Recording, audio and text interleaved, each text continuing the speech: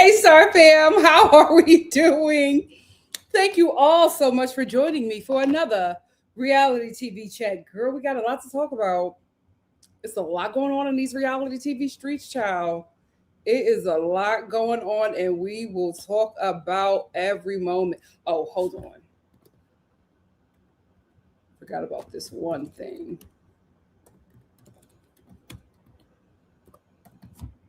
Yes, I had to fix that. But anyway, how are you guys? Thank you all so much for joining me. We are first going to start off with Pinky Cole because that season of she's a new cast member on the Real Housewives of Atlanta, and that season is about to premiere. I don't know if this is all going to be filmed for what's happening with her now currently is going to be filmed for this season. You know how they did with Karen? I don't know if they're going to bring it up later. I am not sure, but she has been having a lot of issues. A great storyline, but my God, today, she has been going through a lot. Then we're going to get into the Real Housewives of New Jersey. And then we're going to talk about Potomac. Who knows if this is true? A lot of you guys are hoping that it's not. And then we're going to end with Love is Blind. Let me just make sure. Entertainment Net. Do I really want to trust them? Let me get it from the source. Because they are the ones. I will say the thing about Robyn is just a rumor, child. Just a rumor. We do not know if this is true, but we will get into it. Okay, let's start off with Miss Cole. The only thing I knew about her is that Atlanta really supports this lady. When my family and I were down in Atlanta, everybody was hyping up Pinky Cole. Like, She was creating restaurants all over. Her food truck was everywhere, even outside my church. I'm telling you, the church that I was attending in Atlanta, she had a food truck out there. They had to come and wrap the food truck up because people were not coming into service because they were at her food truck. She had a longer line for her food than it was to get into the church. Like, Atlanta really, put her on their back. She had a lot of support down there. So to see what is currently happening to her is really disheartening because she has had a lot of support. Let me share this with you. You guys know I hate sharing from these demons, but this is everywhere else that I've looked, they're taking from their story. So I'm just going to get it from the devil's mouth. Let's get into it. So, Real Housewives of Atlanta newbie Pinky Cole's Georgia home seized by creditors. Please help in court. This is our girl Pinky. Real Housewives of Atlanta star newbie Pinky Cole rushed to bankruptcy court after she claims a creditor seized one of her investment homes and changed the locks. According to the court docs obtained, Pinky said she owns a fancy property. That way that they write these articles, I cannot stand TMZ. In Georgia, a 6-bedroom, 4-bathroom, 2,814 square foot. That's a lot of bedrooms and bathrooms for that square footage. It should be a 4-bedroom, 4-bath. That is, how did you get all them bedrooms in here? Anyway, home in the city of Loganville, about an hour east of Atlanta. Pinky, who is the founder of Slutty Vegan and several other businesses, filed for Chapter 11 bankruptcy earlier this year. In the new filings, Pinky claims that after she filed for bankruptcy and Guardian Asset Management seized the Loganville home, placed a notice in the street-facing windows and changed the locks.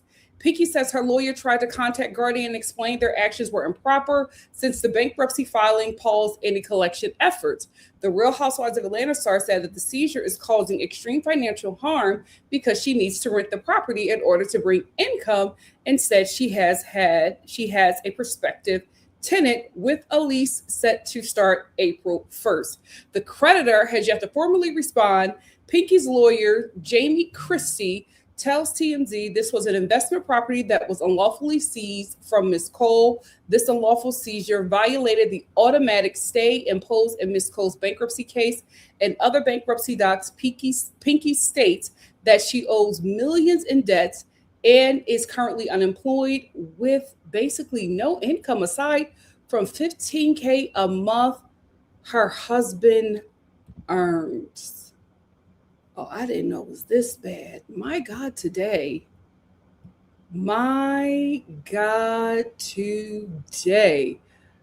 did not know that it was this bad, y'all. Here's the thing. Bankruptcy is not the end of the world. You can have several bankruptcies and become president in America. It's not the end of the world. It is unfortunate. I am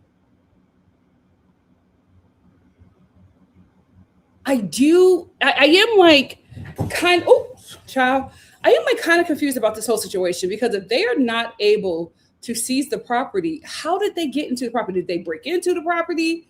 Like, how were they able to get into the property and change the locks? That's a little, if anybody knows about this, please let me know. That was a little like wonky. If they're saying seize, because if they broke into the property and changed the locks, that was unlawful entry, right? So it should have been like not just court documents filed. They also should have been like arrested, because isn't that illegal? Because that's still under her possession. Who knows about that? If you do have any information about this, please let me know. But it just sounds really, really weird. And I didn't know that she was unemployed. What happened to her businesses? What happened to Slutty Vegan? Is it no more? I mean, I know she filed for bankruptcy, but does that mean that other people now own Slutty Vegan and she no longer owns it or has like partner? What happened, Pinky? And is this going to play out on the show? My God, today. But again, it's not the end of the world. It's not the end of the world. And you know what, Pinky, fail as many times as you have to. Black women, we are not set up. We do not have a roadmap. Like, we are honestly just figuring things out on our own. I don't really know her story, but from what I do know from the things that they have on their website about Slutty Vegan, she really just took off. She had an idea and it took off, and she got a lot of support and a lot of money very fast, and was not aware of how to handle these things. And it's okay. It's okay to fail. It's okay to make mistakes. You know, you got it in you. You did it before. You can do it again. It's not the end of the world. Take your time, take your rest, let your man take care of you, do the bankruptcy to protect what assets you have left, and start again. I think being on the Real Housewives of Atlanta, if you actually show up and kill it, I think it'll be really good for you financially, and you'll be able to probably bring back Slutty Vegan because everybody really loved it. I went before and it was really good. So it was a really good idea. Poor execution, but who helped you? That's why a lot of Black businesses, especially Black women businesses, fail. We don't have investors. We don't have help. We're a lot of us are just doing it on our own, trying to figure it out step by step. And the way you figure it out is by failing. I know if she's given these opportunities again, she won't make the same mistakes. But there are people who she's competing with who don't make those mistakes because they have mentors and support. Black women need support, and Black women need mentors. I hope she was able to get that in her life at this stage. I hope that there's a Black woman who's killing it in her business who is able to help her. The same thing with Hanifa. You know what I mean? The same thing with what is that makeup thing? The girl's now working for Kim Kardashian. Like, you get these ideas, you have the support, you don't have the roadmap, you don't have the direction. You get the support from the community, but you also need great financial backing from investors. And most recently, I forget what they're called, but it's a Black woman fund, and they were funding Black woman businesses. And a lot of right wingers came after them and sued them, and they won. And so those Black women were not able to invest in Black women businesses. But that's what happens with us, especially Black people in America. Whenever we try to, better ourselves and better our community, here comes the oppressor. Here comes people of color just ready to, take the wind from ourselves because people are afraid of us being great. Yeah, I'd be scared of us too, but it just happens often. And it seems like we're probably just going to have to build in secret. And maybe that's what has to happen. There may need to be a silent mentor who helps her and a silent investor who helps her rebuild. I don't think it was mainly poor money management, because if you never had this kind of money before, you're probably going to mishandle it. You kind of need to fail a few times to figure out what to do. I didn't know until I was up for a TV show. It was between me and somebody else. And we had to go and audition before the network. And before we can even get into the room to audition with the network, we had to sign a contract. But because the contract was like over $1 million, because it was that much money, I had to do so much overnight to be able to even get to that audition. Because by the time I stepped foot into ABC, I had to have all of these things. I had to have a lawyer. I had to declare myself a business. I had to declare how I would file my taxes. It was so much that I had to do that I did not know. Had it not been for my agent at the time, who told me all of these things that I needed to do before I signed that contract, I would have never known what to do. I probably would have showed up to that audition not having none of those things and been turned away, right? So it's like, if you don't know, you don't know until you know. Prayerfully, she knows now, and she does better. It sucks, but I think with this show, The Real Housewives of Atlanta, and the support that she has in Atlanta, I think she's going to get back up again, and I think she's going to kill it. That's all my thoughts. What do you guys think? Let's get into it. I feel like falling in love. Hey, Busola, thank you so much for joining me. Hey, Jakira, what's up? Jakira's that first time making it on time for a live. Thank you so much for being here. Hey, Eltavina. Hey, Spency. Spency said, hey, NikkiStar and fam, update on my Real Housewives of Atlanta journey. I'm on season 13, The Sex Dungeon. Good TV. I've been watching your old lives to go along with my rewatch. Thank you so much for your support. Hey, E for Empathy, how are you? She is one of our amazing moderators here at NikkiStar TV. E for Empathy said, hey, Star fam. Hey, Nikki, happy Wednesday. So much to discuss with the hostess with the mostest. Thank you so much. Give Me Shelter said, what a busy week, and it's only Wednesday, right? It feels like a Friday. Hey, NikkiStar, Mama Star and Star fam, thank you so much for being here. Hey, Zora. Zora said, hey, Nikki and Star fam, I'm excited to check the mess. Yes. Hey, Love Like You Are, thank you for being here. Lauren said, Vic and Christine, so disappointing. Not shocking. El Boogie said, hey, y'all, late and drank real well this afternoon, so I'm in the bushes. Enjoy. Yasmin said, hi, Nikki and Star fam. Hey, Yasmin. Hannah said, wow, so Vic and Christine are Maga. I won't be, listen, we're not, they didn't say anything, but all roads lead to Maga. Hey, Princess, how are you? Mama Star is here. Mama Star said, hi, Star fam. Mama Star is here for the review. I hope everyone is having a fantastic day. Love you all. Thank you so much, Mama Star. Thank you, Cameron, for being here. Cameron said, I'm here. Hey, NikkiStar family. Hey, Cameron. Zora says your makeup is fire. The pinky dewy look. Yes, ma'am. Thank you so much. Hi, Tifa. How are you? Hey, Shed Pearl. Thank you for being here. JJ said, evening, Nikki and Star fam. Still recovering from the Gaga concert last night. So hopefully I can stay up for the Vic segment. I know Mother Monster ate. Mother Monster. Hey, Neglectic, thank you for being here. The one, she said, your face is glowing, skin supple. Nikki is such a beauty in and out. Oh, you're so sweet. Thank you. Dear Show Podcast said, Phaedra said, Pinky has a TV producer writer background, so it will be interesting to see how she is on Atlanta. Listen, I think she's going to be able to get back up again. I really, really do. I think she's going to be able to pivot in a very successful way. Jesse said, hi, Nikki. Love the makeup. Thank you. Why Pinky signed up for a reality TV show knowing she had financial issues? I honestly don't think that she thought all this stuff was going to happen. It seems like as soon as those cameras started rolling, all of her business just started falling out into the streets. That's what usually happens with them. Thank you. Hey, Jesse, how are you? Dear Show said, Pinky need to check ASAP. Listen, if I was her, I would do Atlanta for 3 years. I would show up and show out this season. I wouldn't do too much to the point where we can see you trying to make something happen. The audience hates that. But just show up and be your authentic self and give us your little comedy. You'll be good. Princess said, so that's why she joined the Real Housewives of Atlanta. Homegirl is in dire straits. She got to pay them people back, Princess. El Boogie said, I just don't understand how she got all the way here. Like, how do you have zero income now? I have so many questions.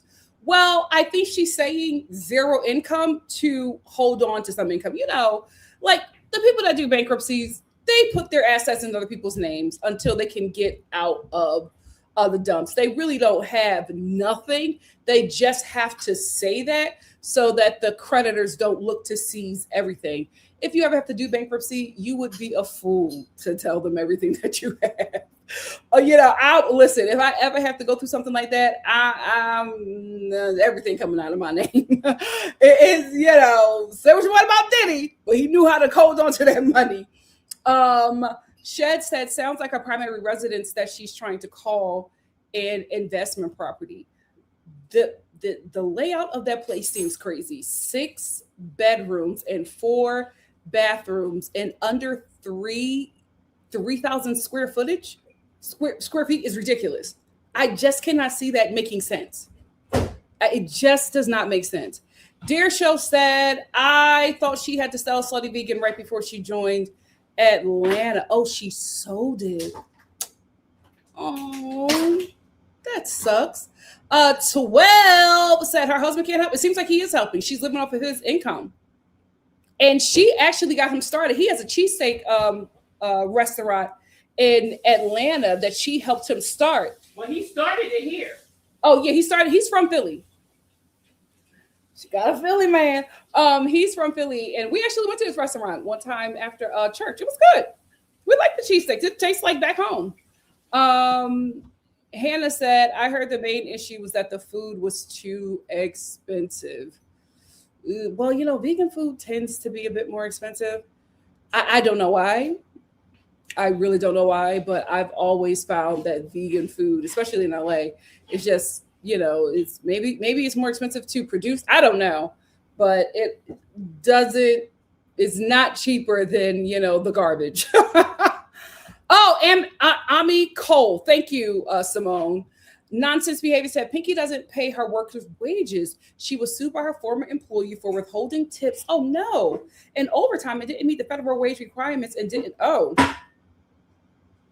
I thought this was just a Black woman who mismanaged her money. I didn't know that she was terrible.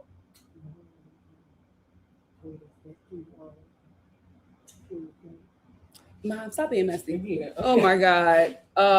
Yes, thank you, Simone. It was the Fearless Fund, which is a Black woman. It was a Black woman fund, and they were funded. These women would come together, put their monies and resources.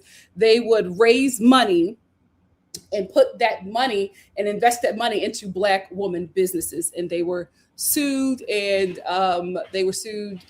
the opposition won in court. And so they have not been able to fund any sisters, but we'll find a way. We'll find a way. No way, So Seth. Are you serious? What happened? So Seth said that Pinky is Maga. Did you know that? Wow. I didn't know that. Princess said, I do think that Pinky is going to bring it on the show. I've never met her in person. Sorry. The one she said, what if that's true? Boo hoo for her. Yeah, we're going to find out on the show, man. We are going to find out. I don't know that she's mad. Listen, you never know. Cameron said, I always thought Pinky was a lesbian. Never knew she had a husband. The more you know. And she loves him down, child. Hey, Janelle, how are you? Janelle said, hey, Nikki.Star fam. Art World said, hi, everyone. Hey, Art World. Drewski said, hey, cousin, congrats to Candy's ironclad freedom. Ciao. Christina just sent me the information on that. I'm like, you got to be kidding me.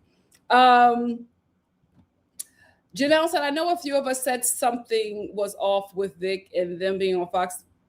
We will get into it. We will get into it.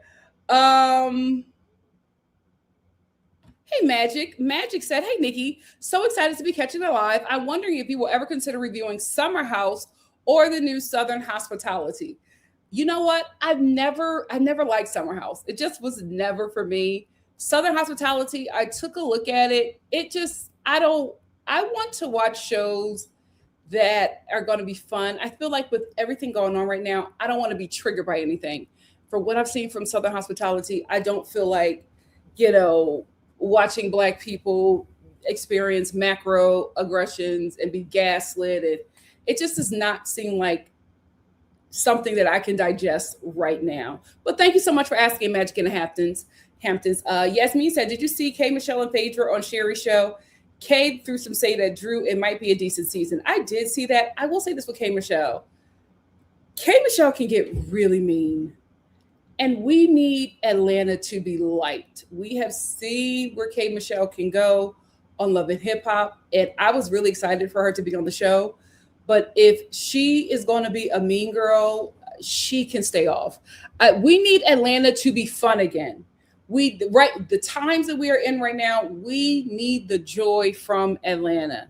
And if Kay is going to come to the show and just be a Debbie Downer and just fight with everybody, stay off. Please stay off. Like I got the whole shade with Drew. I gotta be honest with you. I'm sick of people not liking Drew. Like it's like every season, somebody decides that they don't like her. We gotta move on to somebody else. It's tired at this point, and it's giving low-hanging fruit. I'm over it. Over it. Drewski says, speaking of Diddy, Usher is looking real funny in the light right now. Here's the thing. I am going to give him grace because he was in the presence of this man as a child. He was basically given to him. We don't know what he endured. He tried to talk about it a bit. His mom tried to talk about it a bit. We don't know what that now man endured as a child. I'm gonna give him just a little bit of grace, but I need him to stop talking about this. Just not enough, baby. Oh my God, Social Steph says she follows all them Trumps on her Instagram. You know what? I will say this. Black capitalists won't save us. And oftentimes, Black people are really pro-Black people and, pro-community, the community coming together, really fighting for what's right until they start getting money. And then they become everything we fight against. So I don't know anything enough about her. So if she is, I can see that happening with that money. It sometimes reveals who you are or how low you will go to maintain it. Simone, every day. Simone said, damn, you find out skin folk really ain't kinfolk every day. Every day. Every day.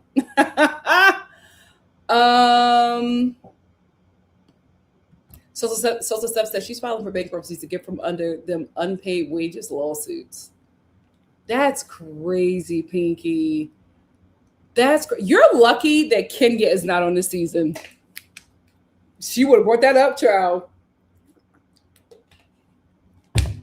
K235 said to be Black, Maga, and from Atlanta is absolutely insane. I have to agree. The Mecca, the Black American Mecca is where you're from. And you decide to be, it's a crazy choice. Oh my God. Oh, I remember. I didn't know that was it. I thought the kids didn't like the food.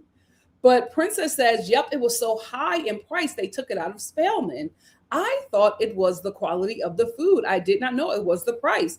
First of all, you can't bring something to a college campus and not adjust those prices for them kids. Like, that's crazy. That's crazy.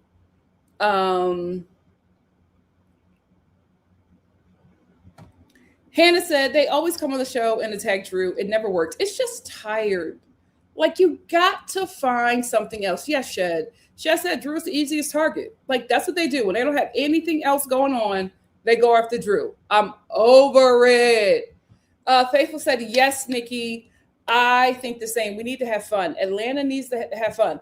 The Housewives, all of those shows need to be fun again. If they are not fun again, I don't think the franchise is going to survive. Give Me Shelter said, remember Leva from Southern Hospitality? Southern Hospitality had that whole race-based and targeted dress code. Then she brought her cool husband on character to say banning Tims, but not flip-flops, wasn't race-based. We have to realize, and that is why oftentimes Black people are weary of Black people who date interracially. It's just because you normally get people like Leva or Leva. You normally get non-Black partners like this who love you for your labor and love you for the culture they can profit off of, but hate the people you come from. Because here's the thing. When that came out, I was watching Southern Hospitality at the time. I was like, oh, my girl gonna fix that. Her response, I said, oh, they were right. I thought that it was just a little misunderstanding. But the way she responded, I said, oh, they were right. I'd never watch that show again. It reminded me of Southern Charm, the first one.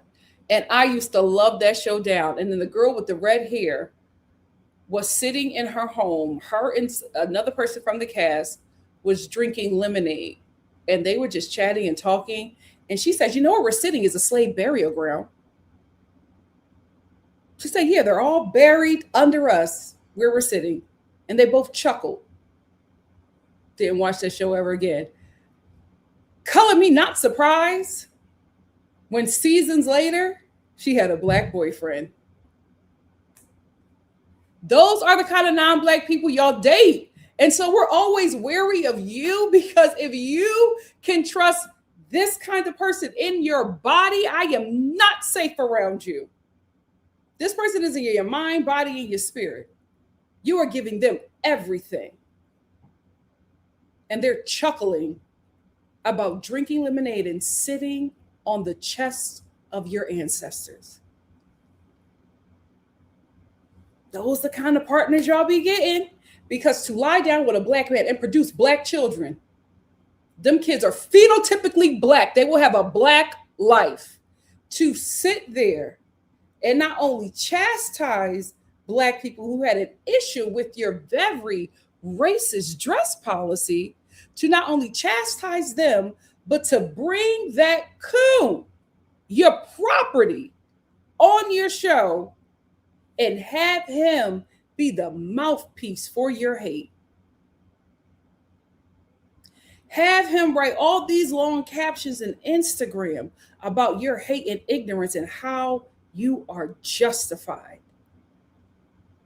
The hate that she was spewing out in that dress policy to his people, she feel the same way about you, dummy. And she feel the same way about them kids. Why is it always biracial kids telling us the first person that ever called them the N-word was their non-black mama? Y'all get the pick of the litter of the devil's seed. Why do you think we go for Nicolandria?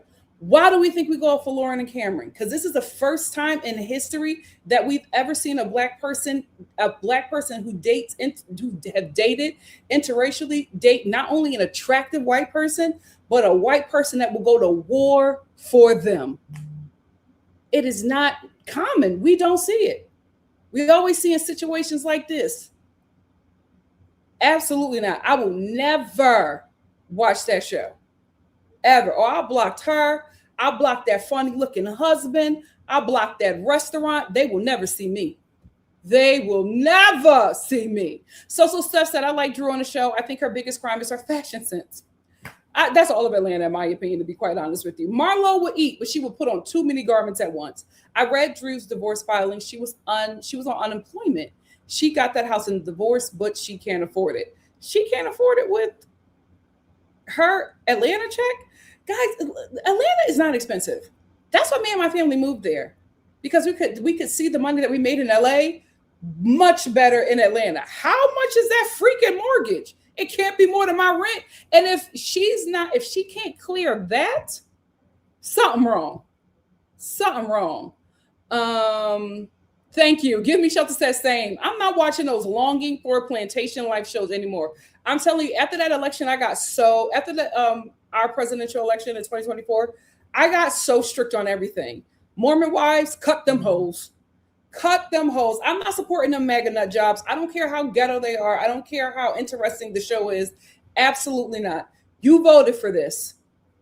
I'm not giving you any more power or influence because you don't deserve it. Hello, Bachelorette. Hello, Bachelorette. Princess said, I want to know why they go after Drew so much anyway. The girl either turns them into a joke or pays them dust.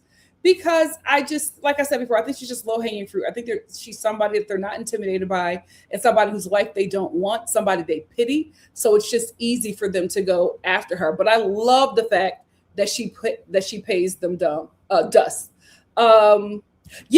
Jazzy says Serena Williams' husband seems to really protect her. Absolutely, I forgot about her. Meghan Markle. She married a man who was the face of white supremacy globally. You know what he said? F that crown, F that money, F white people. I'm getting me and my wife and my children out of here. Never look back. Of course we're going to ride for them. Of course. And every time we see that man, he working to enhance her life and make her life better. I will never forget watching him on the red carpet for the Lion King. He was talking to every executive at Disney, saying, oh, Megan likes to do this. Yeah, she loves doing voiceovers. Oh, she would love to work for Disney. Like literally on the red carpet, every man he shook hands with that had power on that red carpet, he made sure to let them know that his wife is a good pick for work. Now, if your white man gonna do that, I'm gonna let you flourish because that's how it should be. Oftentimes, y'all don't get them people. Y'all do not get them people. And now we all uncomfortable at Thanksgiving because she done called you a nigger. You know what? I'm getting no. Sorry, YouTube. Child, I'm getting too comfortable. Give Me Shelter said, oh, by the way, TMZ released an over hour-long body cam video of her arrest. Please, someone save those kids. Oh, my God. Is that, oh, Lord. Oh, child, now I got to watch it.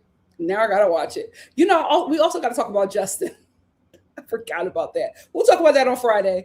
You know, I think Friday would just be a Mercury and micro braids. That's what we'll do. Friday would just, wait, what's tomorrow? Thursday. I can't do Thursday. Friday would just be a Mercury and micro braids. Sierra said, I find Drew insufferable and extremely late on Housewives. I'll never forget when she was first chair on one of the reunions. She got upstaged by Sheree and Candy, who was the last seat. This is the thing. Those reunions are never her best. She's not quick on her feet, which surprises me because she's an actress, but not every actress can improvise like that. So I'm always shocked at such a poor performance that she gives on those reunions. Yeah, I got a little too comfortable. You two don't, please. I got a little too comfortable. I won't get comfortable again. I'm sorry.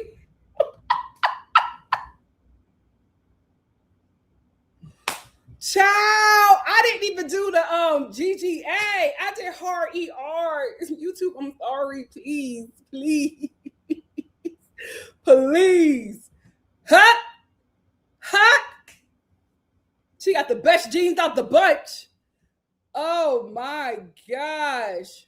Oh, they were, Sierra, they ate that.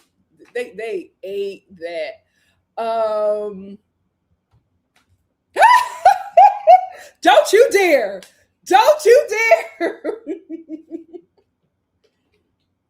Don't you dare. Let's move on to the Real Housewives of New Jersey, child. Them heifers is back. Let's read the article together.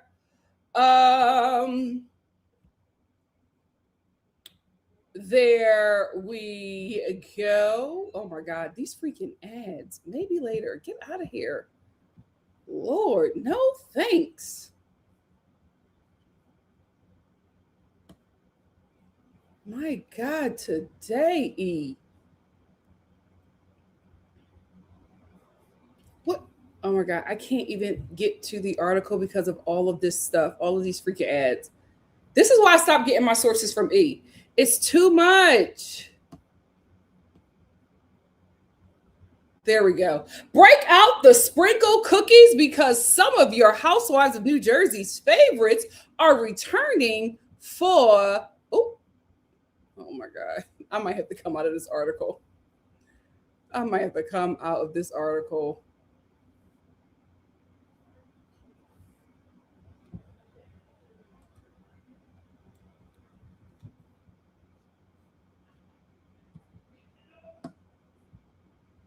Like, I even tried to read it on my phone. It's just too many. I want to come out of that. E-News is pissing me off. It's too much.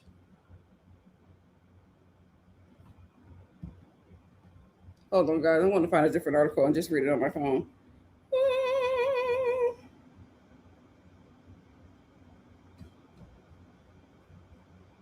No, I'm not doing that.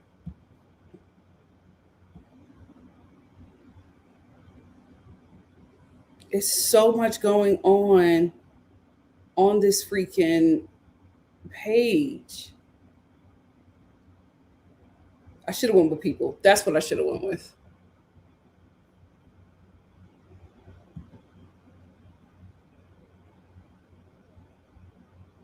There we go. All right, guys, I'm just going to read it from my phone. This is from People Magazine. It says,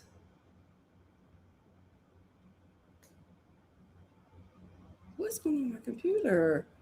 Chillax. It says, oh, let me bring up their picture. The Real Housewives of New Jersey season 15 is set to begin production. New and returning Bravo faces announced. Bravo announced the return of the Real Housewives of New Jersey for season 15 on Tuesday, March 24th. The series is set to feature Teresa Giudice, Melissa Gorga, and Dolores Cantina, along with new cast members. This comes after a nearly 2-year pause and the cancellation of season 14 reunion due to tension amongst co-stars. The Real Housewives of New Jersey is officially set to return after 2 years of uncertainty on Tuesday, March 24th. Bravo revealed the franchise is set to begin filming season 15 this spring. So I think they said they're going to start next week.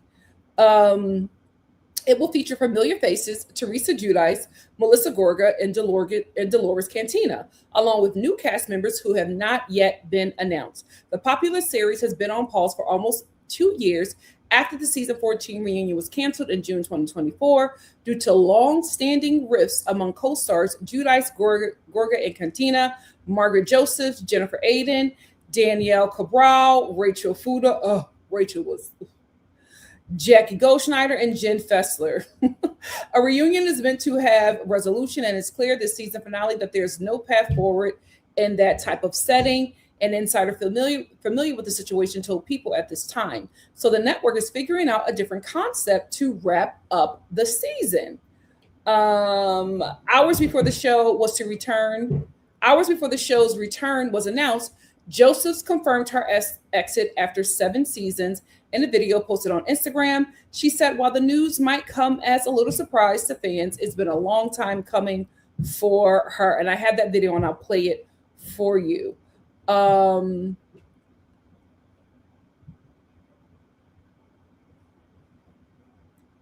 the past couple of years, Cohen has been open about his desire to make changes to season 15 of Real Housewives of New Jersey. In 2024, he addressed future plans when a fan suggested they bring in new faces. And like they did for the Real Housewives of New York season 14. And Andy says, we're going to figure something out, he said on his radio show at the time. We're going to figure something out. We are all on the same page about that. At BravoCon in 2025 in November, Cantina admitted that she was afraid to ask Cohen about when cameras will be picking back up because he looked pissed off that people are asking him. They want to get it right, and I can almost appreciate that, she said, but I don't want to be away much longer. She added that fans are missing out on things as more time goes on between filming. Dolores, what are we missing out on? What are we missing out on? You ladies are older and you're less messy, and that's okay.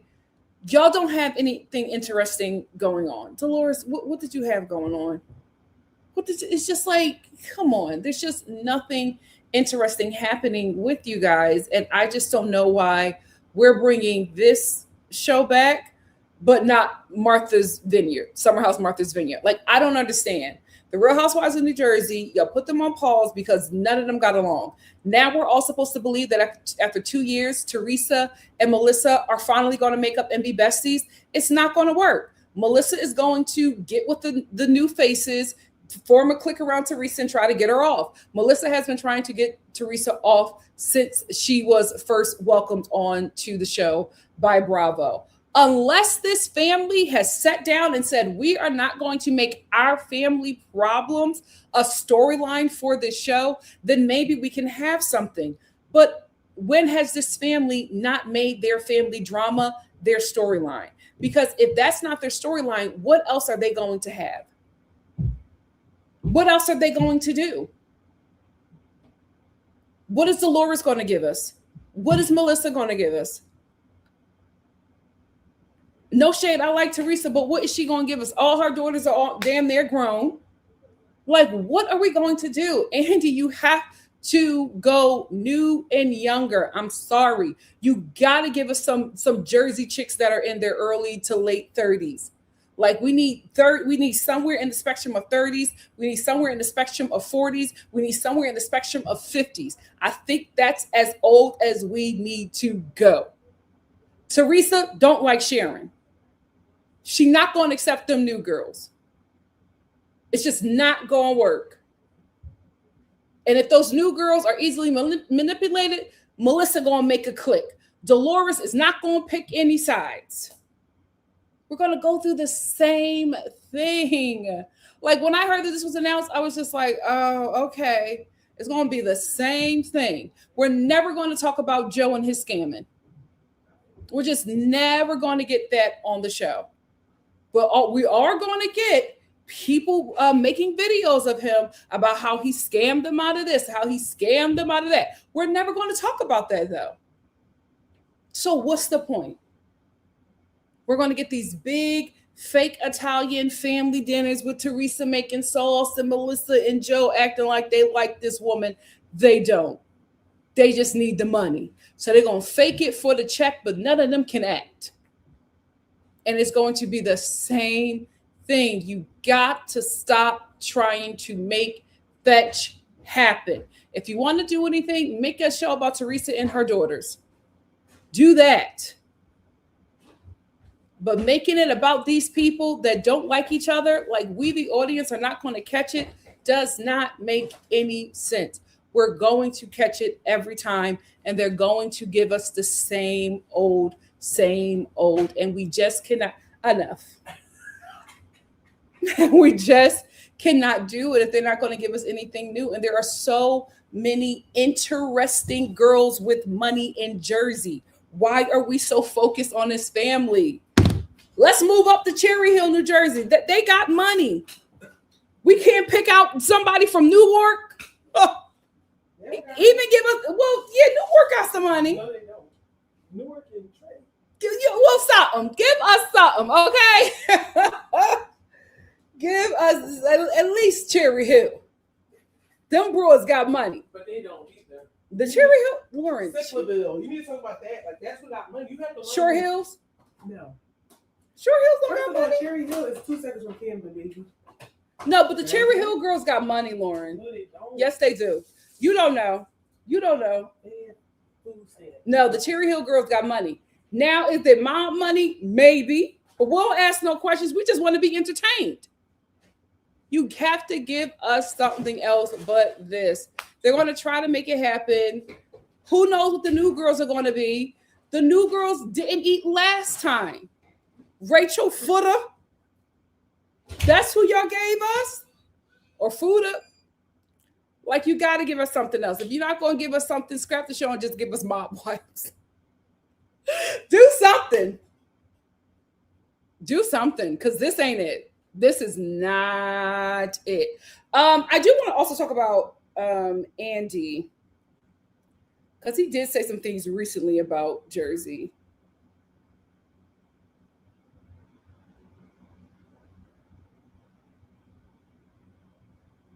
No, they got too many ads. Don't use. Who is this?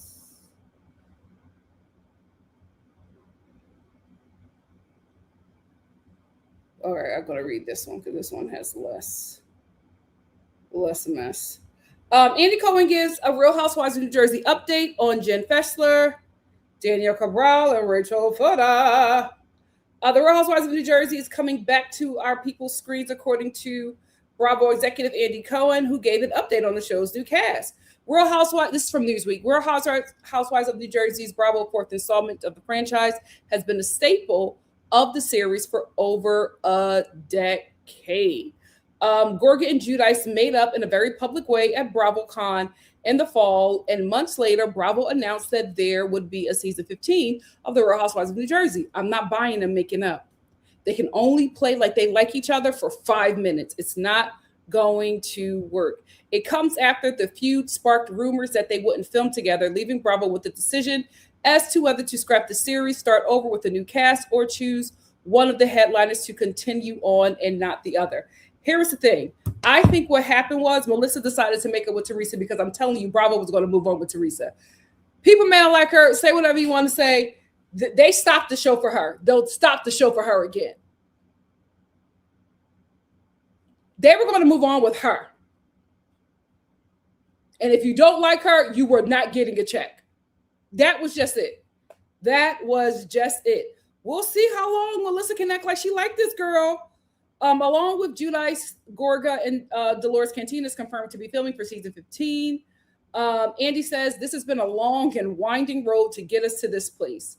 And I'm very excited. When a caller asked specifically about the previous cast members, Cohen didn't confirm that they wouldn't be on the show, but also didn't leave a lot of room for hoping to see them. He reiterated that he only confirmed the old guard on the show would be Giudice, Gorga, and Cantina, and said, there's really no other announcements yet, but we have a great group, and this has been a journey.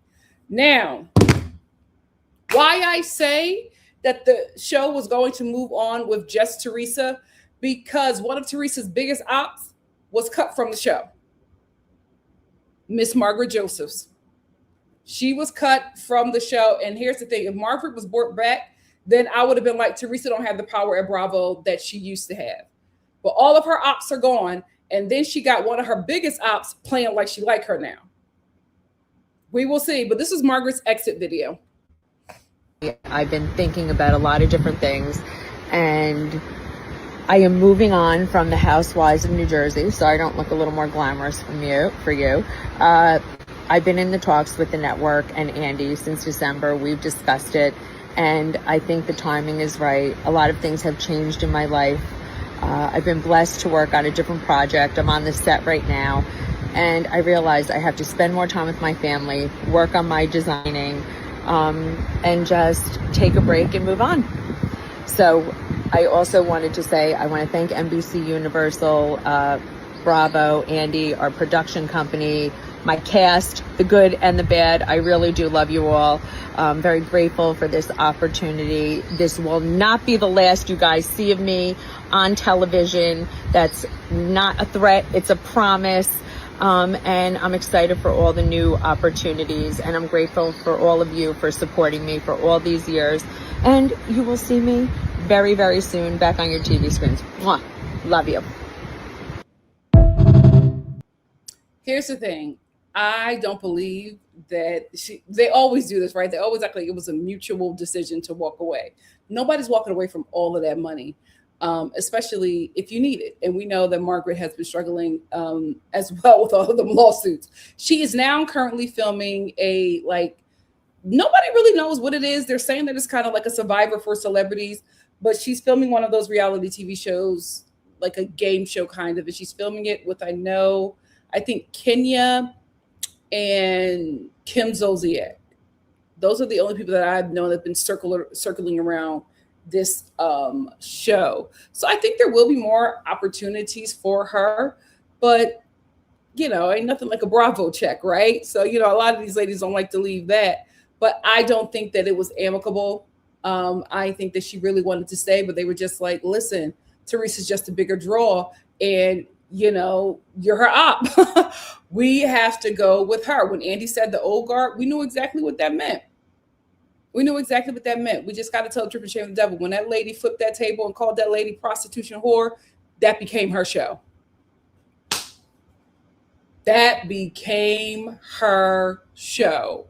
So you don't have to kiss her behind, but if I'm going on Jersey, I'm not going to war with Teresa. That show, the network is not letting up off of her. And the mother ladies are just going to have to realize it is what it is. You don't got to kiss her behind. But don't try to kick her off of her show. It's just not wise. Go there, collect the check, and go home.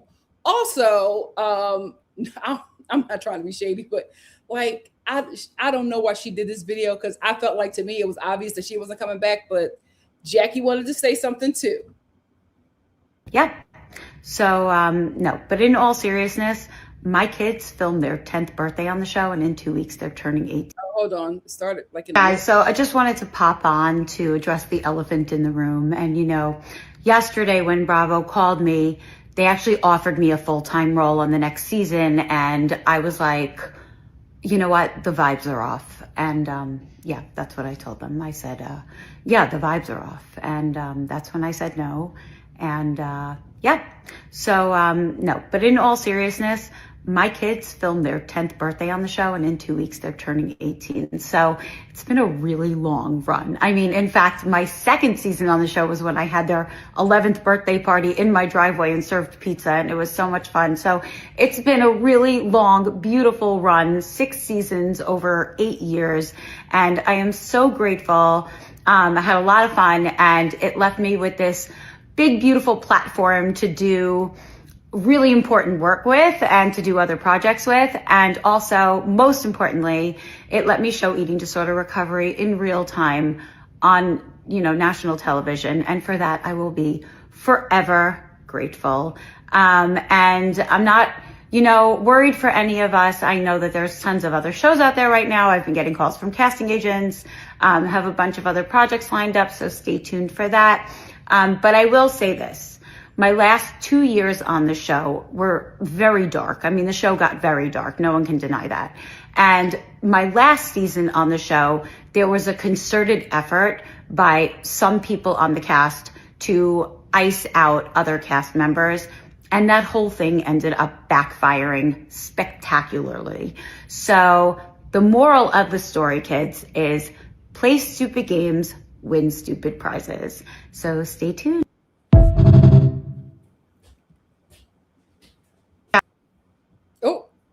Take her off. She was talking about Margaret. So it's confirmed that to address the elephant in the room. Excuse me. So it's been confirmed that Margaret, we knew that Margaret was trying to get them all to go after Teresa and get her off the show. Here's the thing with Jackie. She was good when she would go after Teresa and match her energy. Because I will say, out of everybody that's come on that show, Jackie was the one that would match Teresa's energy. And she would get Teresa all the way together. Her issue was becoming Margaret's lackey. I think she knows that now. She looks a lot better. She seems a lot healthier. And it's, it sucks that we won't get to see that part of her. But the last season was just so dark. I just see the show removing all of that and just trying to get that old thing back with the old guard. We'll see. I love Black Dolores. She don't give nothing. And we just got to be honest. I hate to take a check out of another Black woman's. Let me stop. But you know what I mean? She don't be giving nothing. She don't be delivering. So I don't know what they're going to do. Teresa's still booed up with that man. Child. Melissa's still booed up with eeny weeny teeny super guy. What are y'all going to give us? What are y'all going to give us that we want to see? And the thing about it is, so much is happening in the world, especially in America. Y'all going to have to be mad interesting to make us want to check into your nonsense. They haven't been given for a really long time. Now, listen, will they get the regular viewers? Absolutely. Right? There are just some people who are dedicated to certain shows and they'll watch them regardless if they're good or bad. I'm like that with Atlanta. So I understand, right? Sometimes Potomac. So I understand, but it's just when I heard that those 3 were coming back, I was like, why? Why? I would take, if we're going to do the old guard, I would take Teresa and Dolores. Here is why. They will stand 10 toes down for each other. If Teresa and Dolores get into it, we'll never know. We'll never know. They will run that show and they will let the young girls fight, and that will be it. All 3 of them coming back, I'm like, Melissa is going to try to make a click. That's what she does. She's going to try to make a click. Will they act like they're all one click in the beginning? Absolutely. Melissa and Teresa are going to do that fake stuff. Oh, don't talk about my sister-in-law. They're going to do that fake stuff, but then the mask is going to drop. They can't play like they like each other for a long time. And we'll be back to the same nonsense. We'll be back to Joe and his performances. Oh, I can't take it. I can't take it. That's all I have to say. What do you guys have to say? Let's get into it. We have a super chat. Oh, thank you so much, Chinese Acting Channel. You are so sweet. Thank you for the super sticker, my love. Jazzy said, Potomac made me watch Angel. I can deal with Jersey. Ciao. Jazzy said, talking about Margaret, she's on the Amazon reality TV show now with Kenya. Oh, and Tamar.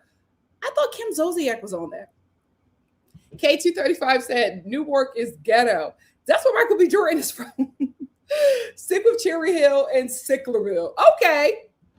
Drewski said, speaking of a spinoff, any news on if Next Gen is coming back?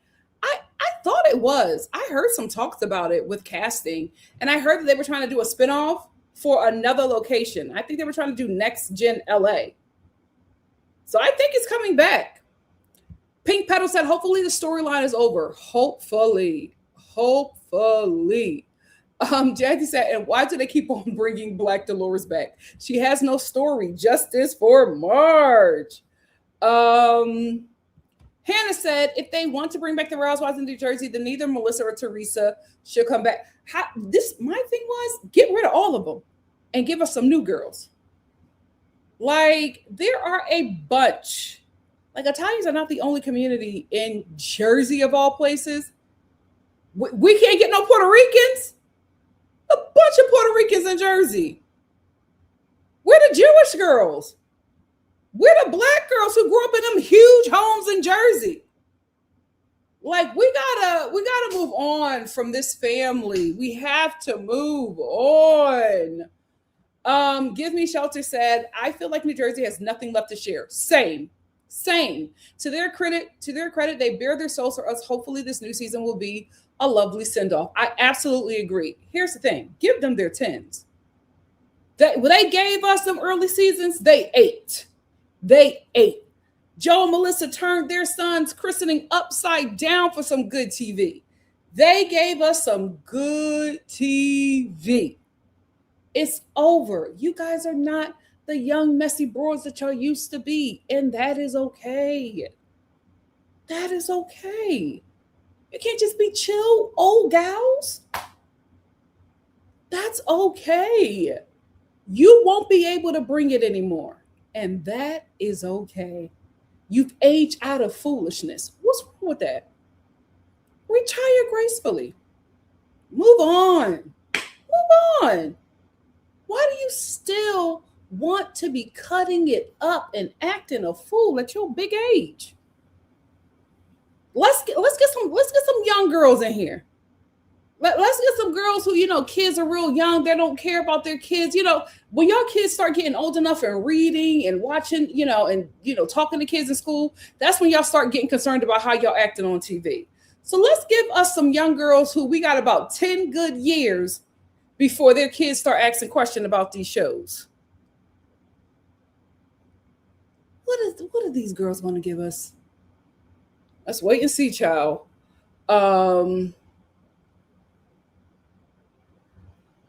Yeah, Jazzy said, I'm sorry, but I love Jersey because it was real drama, not forced friends. I was entertained. I absolutely agree.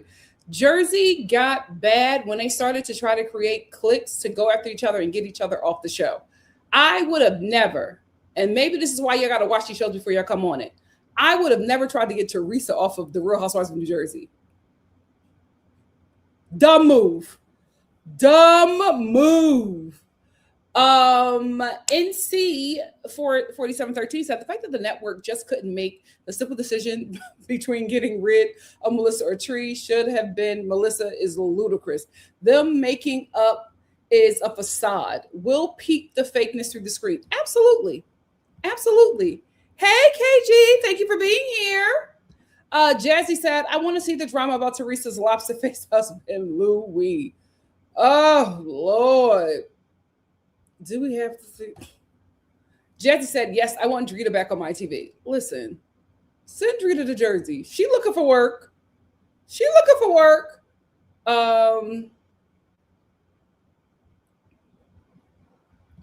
Princess says, they love to make like the audience is stupid. We all saw that fake makeup at BravoCon. We knew that wasn't real. I saw that. I was just like, oh, they need the money. They need the money. They don't like each other. They don't. Never have, never will.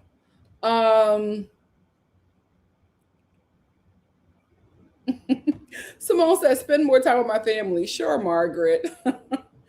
Jazzy said, I love Marge. You know what? I really enjoyed Marge in the beginning. I think something happened with her after Danielle like turned on her. Marge was like never the same. She just became so like just dead set on revenge. It just wasn't fun watching her anymore. NC said, Marge is full of it. Spend more time with my family, my butt. None of her kids speak to her. Girl, just say you were fired. Oh, they never tell us the truth. Sierra said, tried to get Teresa fired and ended up falling in the grave she was digging. Foolish to try to get rid of that lady. They paused the show for her to go to prison. Fools. Jackie said, I absolutely hate the power Teresa has over the show. She's the common denominator. But they listen, prostitution whore. That was it. That's when that became her show. Hey, Indeed said first live ever. Hey, Star fam. I'm going to miss Marge. She made good TV. In the beginning, absolutely. I love Marge when she came on The Real Housewives of New Jersey. And thank you for joining us, Indeed. Give some love to Indeed. This is their first live. Love Like You Are said, was Robyn the only one to say that she was fired instead of saying that it was an amicable split? She was. Robyn told her like it is. And she was honest. She was like, I'm not going to get on here and make up some story like everybody else. I was fired. I was fired. Simone said, wasn't Jackie a friend of last season? Why is she filming a video? I do think that with the announcement, everybody was hitting up people who was on last season, like, what's going on? I think we're going to see something from Fuda, Rachel Fuda, Danielle. We're going to see something from her announcing that she wasn't asked back. So I just think that is just normal. But Jackie was a friend and she wasn't in much. So I that's what I said. I was like, girl, I don't think you need to make a video. But if people are asking, okay, go right ahead. Hannah said Jackie was a letdown the last 2 seasons. Absolutely. The thing about it is, if you are ever going to go on these housewife shows, if you are a new girl, you have to realize the audience is rooting for you. They are rooting for you to not just stand your ground, but to become your own person. They are rooting for you to deny the hazing. They are rooting for you to bring something fresh and new to this show. What they are not rooting for you to do is to join a clique. As soon as y'all join a clique, we check out because we don't like it. Because we lose you. We lose your personality. You start to become who the mean girl is of that clique. And that's exactly what happened to Jackie. She was the one who was reading Teresa for filth and then got up under Marge and started being her lackey. And I'm like, you the only one that got Teresa shaking in her wig. Why are you getting under? Margaret need to get under you. It happens all the time. All the time. NC said nobody, and I mean nobody was thinking about you. I will say she looks good. She looks very healthy. Give Me Shelter said, Jackie, I don't believe that. Liar, liar, pants on fire. We won't miss your Amazon box parties with pizza. Simone said, as always, I have some projects coming out, so stay tuned. I cannot imagine Jackie on any other reality TV show. What casting directors are reaching out to her? They just be lying. Oh. NC said, what casting director agent in their right mind is calling Jackie? Girl, come on. KG said, don't forget she was standing in M&G's lines for... Yep. And Teresa was just like, do you remember when I signed your book? Her and Teresa was good TV. Her and Teresa was good. They used to just go toe to toe. Give Me Shelter said, Blackfish Dolores always gives nothing. They all better tread lightly because I'm suspicious about who they voted for. But we know. We know. Now that's the thing. If y'all want to shake it up, get a liberal on there. Because Jersey's full of liberals. I don't know where y'all get these MAGA nut jobs from, but Jersey is full of liberals. Get a liberal on Jersey and see how she turned it up. Sierra said, I just need Melissa and Dolores to stick together and swat down the new Trey, Melissa, and Dolores to stick together. To swat down the new girls. Listen, that is the plan. They never stick to the plan. Because they don't like each other. I just don't see it working. I just do not see it working. Ephraim said, just can't do any more of Melissa and Teresa beefing, and we know this piece won't. Yeah, I'm over it. I'm over it. As soon as we get a scene with Melissa and her husband talking about how Teresa is distant and how his relationship is changing with his nieces, I'm out. I'm out. We've had that storyline for 14 seasons. Leave us alone. Either go to therapy or shut the hell up. Leave us alone. Leave us alone. Social says that Melissa and Joe was the worst thing that happened to the show.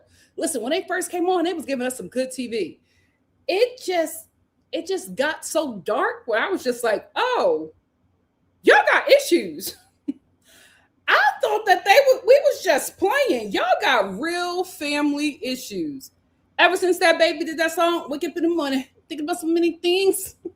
I just was that it would get better. I was like, oh, the family really struggling. Yikes. Yikes. Jazzy said, but Melissa is young. Isn't she like 45? Yeah, Melissa, no, I'm not saying that they're old. I'm just saying the youngest person on the show was 45. We gotta, no. We have to, not only is the youngest person on the show 45, she's been on the show for a long time. We gotta get younger people on this show who are hungry. We gotta get some moms who are ready to divorce their husbands and need to get a nice little Bravo check to get out of that situation, right? We need some money on this show. Love Jersey. They don't have it. Everybody got financial problems. Like, we need money on this show. Oh shit, I don't know. I didn't know the Mob Wives was coming back. If it is, I'll watch as long as they stay out of Philly. The Philly Mob Wife girls were such a disappointment. They were all on meth and they were not really mob affiliated. It was embarrassing. It was embarrassing. Amaya said the makeup doesn't have to be real. They just have to be on their best behavior. I agree. And they will, because Andy was serious when he said that they are done with the toxicity. They paused for 2 years because of it, LOL. We'll see how long they can act like they like each other. Silk says, will you be recapping Love Island USA season 8? 8 weeks before it starts. Oh, season 7 was my last one. Season 7, I'm never going back to that show. I'm out. Season 7 was the last that they will ever get of me. Amaya said, Marge and Jen Aiden really made the show dark. Here's the thing. What I liked about Jen Aiden, she could not stand them Gorgas, especially Joe. And whenever she was ready to cuss him out, she would. My only problem was that her husband wanted to be more with the boys than he did. Like, he cared more about being with his boys than he did protecting his wife. So I was like, oh, get them off the show if he gonna act like that. But I liked that she wasn't afraid of none of them. And she would speak up. That's what we need. We need somebody who is going to speak up and not allow themselves to be punked, but also is wise enough to know you're not getting Teresa off that show.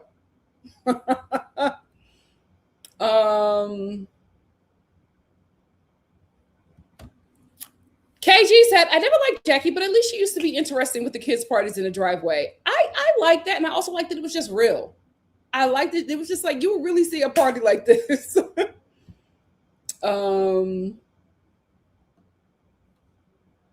Queen said, I called Lever out for her not having any. Oh, you got cut off. What was it? I'm so sorry. Amaya said they should try to get Snooki on Real Housewives of New Jersey. Is she still having health problems? I wouldn't want her, if she's like still having health issues or recovering, I wouldn't want her to be on the show that's going to stress her out. No, we need her healthy. We need her healthy. Mm-mm. Mm-mm.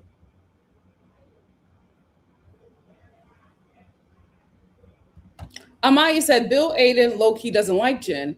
The way he would just let Joe say whatever he wanted to her, ridiculous. Ridiculous. And Amaya also said the one thing that hurts the Real Housewives of New Jersey is the money is fake. They all live beyond their means. They absolutely do. Love like you are said, I wouldn't want Snicky because she got cancer right now. Yeah, that's what I was aware of. That's what I knew. I knew she was dealing with something. I didn't know it was cancer. But yeah, I don't. I just want Snicky healthy. We don't need her on that show. We didn't need her on that show. Let's move on. So he talks about Atlanta, talks about Jersey. Now let's get into Potomac, guys. So the rumor is that Robyn is auditioning to come back on Potomac. The reason why I found out about this because everybody on all of my social medias was having a meltdown about this rumor. So let's get into it. This is from Reality Blurb. It says exclusive Real Housewives of Potomac season 11 cast. I was going to share it with you guys, but this also has a lot of ads, and I don't feel like it. The Real Housewives of Potomac just wrapped their 10th season. While there are always casting rumors surrounding housewife shows, Reality Blurb has exclusively learned who is going to be a part of season 11. This is just rumors. Nothing has been confirmed by Bravo. According to an insider, the following women who were a part of last season are all returning for the upcoming season of the hit reality TV show. Giselle Bryant, Karen Huger, Wendy Ostefo, Ashley Darby, and Tia Glover. Tia made the cut. While their returns are confirmed, the insider makes it clear their statuses as full-time housewives, however, remains up in the air as they are all auditioning to hold a champagne flute. Now, if this cast later gets confirmed, I think the people who will be friends of is Tia and Ashley. No way, or maybe Giselle Child, but no way is Karen or Wendy becoming friends of. They are going to be the storyline for next season. As for Stacey Roush, she is absolutely returning as well and is the most, come on, secure in terms of who will be full time.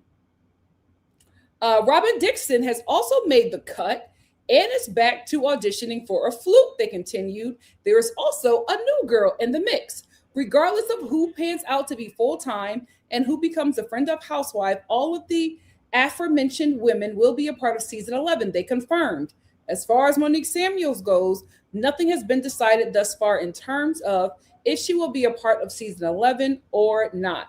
The source also confirmed that Kierna Stewart and Angel Massey will not be a part of the next season of Potomac, insisting that's the word on the street. Robyn has not been a part of this show since season 8.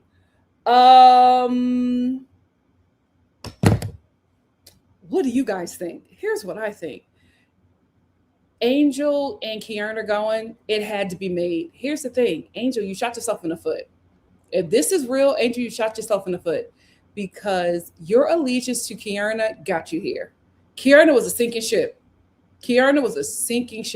And I'm so sad that you did not see it because I would have liked to see more of Angel without Kierna.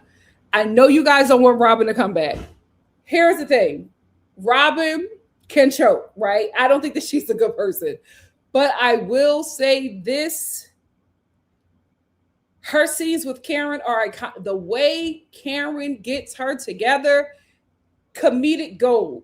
We have I just, even if she's a friend of, just so Karen can get her together, because she gets under Karen's skin. And when Karen's ready to get Robyn together, she will get her together. Oh, girl, Robyn, shut the hell up. Why I don't want you? When Karen is ready, she gets her together. Like, their scenes are just iconic for me. So even if it's just for that, I'll take it. But I do think that she is going to be friend of. And if she's going to be a friend of, then that means that Giselle is holding a brick at some point. But I think that cast will work. I don't know how Tia will work without the clique that she was in.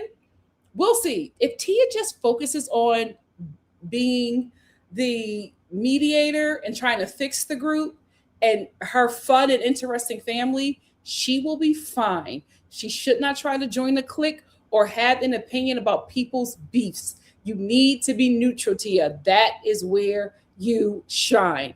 I'm fine with Robyn coming back as long as it's just to get clips of Karen getting her together. Wendy and Karen are going to be the show because they are both, Karen's coming out of prison. They said Wendy preparing for prison. So those two are going to be the main storylines of the show. Everybody is just going to, hop in and hop out and just be supporting characters. I'm fine with that. Monique not getting a brick, I'm okay with that. No shade. She didn't really give this, her comeback. It just wasn't really that. She still didn't take any accountability for Assault and Candace, and she was up Giselle's butt. It was weird. It didn't land. If the Monique that we got on the couch with the binder comes back, I will want to see that. But if not, you can just stay home with your oils. That's all I have to say, guys. What do you have to say? Let's get into it. Oh, child, my hair is piping up. Like, my hair is absolutely growing back, but it will not stay flat. Oh, well. I love my hair. I love my hair. You know what I love. That's right, my hair.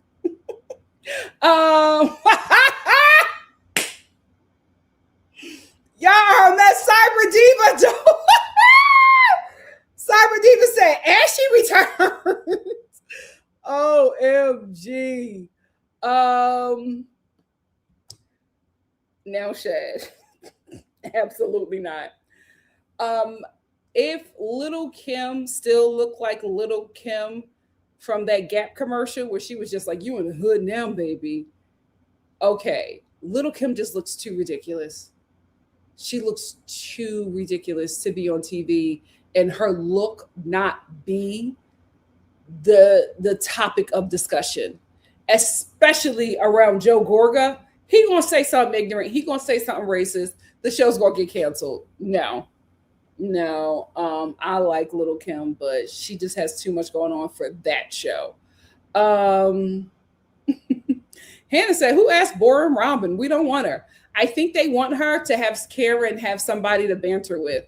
CM said, unless Robyn addresses her strange relationship with the truth, she can stay away. Well, here's the thing. If she's not going to be called out, then that'll be the issue. I think with her coming back, I don't think anybody's going to be afraid of her. So we'll see. I think before, her and Giselle were such like a dynamic powerhouse, a duo, that people didn't think that they could be touched. Now that we know that they could be touched, people might, pipe back at her and not just Karen. Cyber Diva, we knew this though. Like, we all knew that Stacey wasn't getting touched. Everybody else shaking in their boots, not Stacey, not QVC. Jazzy said, we don't need Monique or them oils, or those oils. Yasmin said, Robyn, unless she is going to be getting a divorce, never. Word on the street is her husband is out, and it's, yeah. What are you gonna do, child? But she's not leaving that man. She's not coming up off of him. Shad Pearl said, Robyn may have accepted that friend of contract. Absolutely. She not. They need money for that townhouse. She gonna take that. Cyber Diva said, what about Wendy jailhouse spinoff? I don't know if she's gonna is she going to, we don't know. We do not know. Kara didn't get one. Give Me Shelter said they should all be auditioning for a future spot except for Stacey, in my opinion. But I'm not watching the Green Eyed Bandits. Maybe I'll just only catch the reunion like I did for the last season. Oh yeah.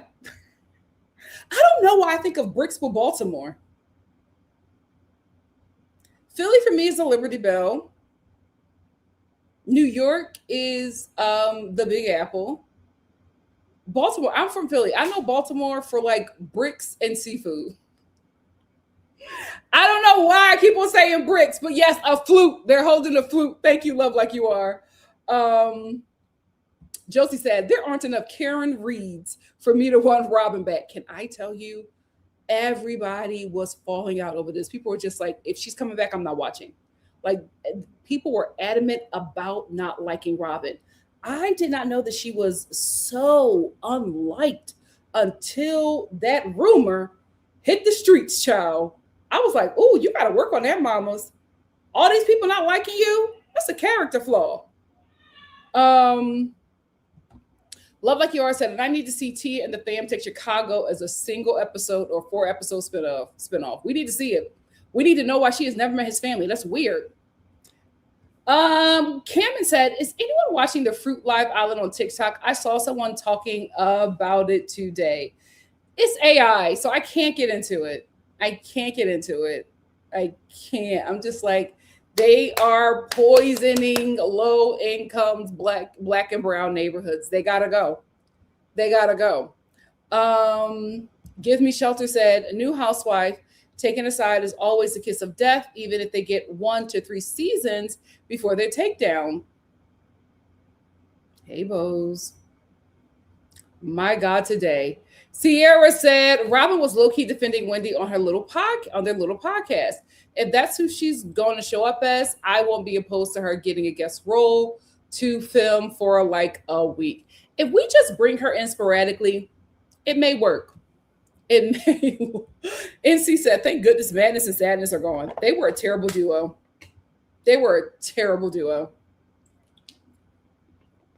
And I saw in real time, Andy asked that question on Threads and say, what do you guys, ask me anything about any Bravo show. The majority of those comments were, get rid of Angel and Kiana.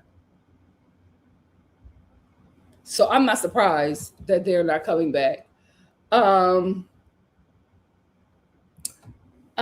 said, Little Kim was gorgeous. I hate colorism and featureisms. Absolutely. She was stunning.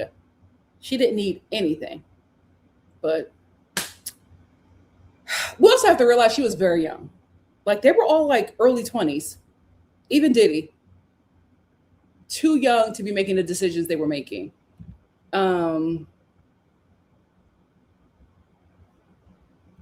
Nicholas Express said, I'm surprised Bravo won't look into Danielle Staub's return. They won't look into her return because she fought Margaret. Like, I think she's done. Josie said, I can see Robyn and Wendy going back and forth. Ooh-wee. I've been up since like 4, y'all. I don't know why. Robyn was using really combing through Wendy's court records on her. Oh, really? That might be an issue. Blue crabs. When I used to eat shellfish, I'm telling you, my family and I will take trips to Baltimore to just eat seafood. Like, if you're not from America, if there's anywhere in America that you want to go to, you got to put Baltimore on the list. Nobody does seafood like Baltimore. Those people know how to cook. The black ones. I've never had white cuisine from Baltimore, so that's all I can speak of. But nobody does seafood like them. NC said, I think they're also bringing Robyn back to give Giselle something to do and make her slightly more interesting. Not that Robyn can make anybody more interesting, but there you have it. I think with Robyn in the room, Giselle is less demonic.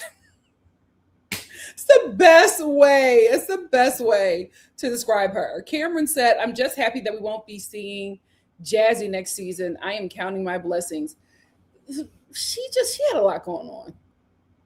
That how she ripped Tia for her wedding was weird. Zora said, when you say bricks, do you mean brick like the bricks Dwight Howard alleged? No. Can we talk about that real quick? I didn't know that she was holding cocaine. I've never seen cocaine. I didn't know it came like that. I thought it was a liquid that is turned. Oh, is that crack? Is it cocaine crack? Just like dirty?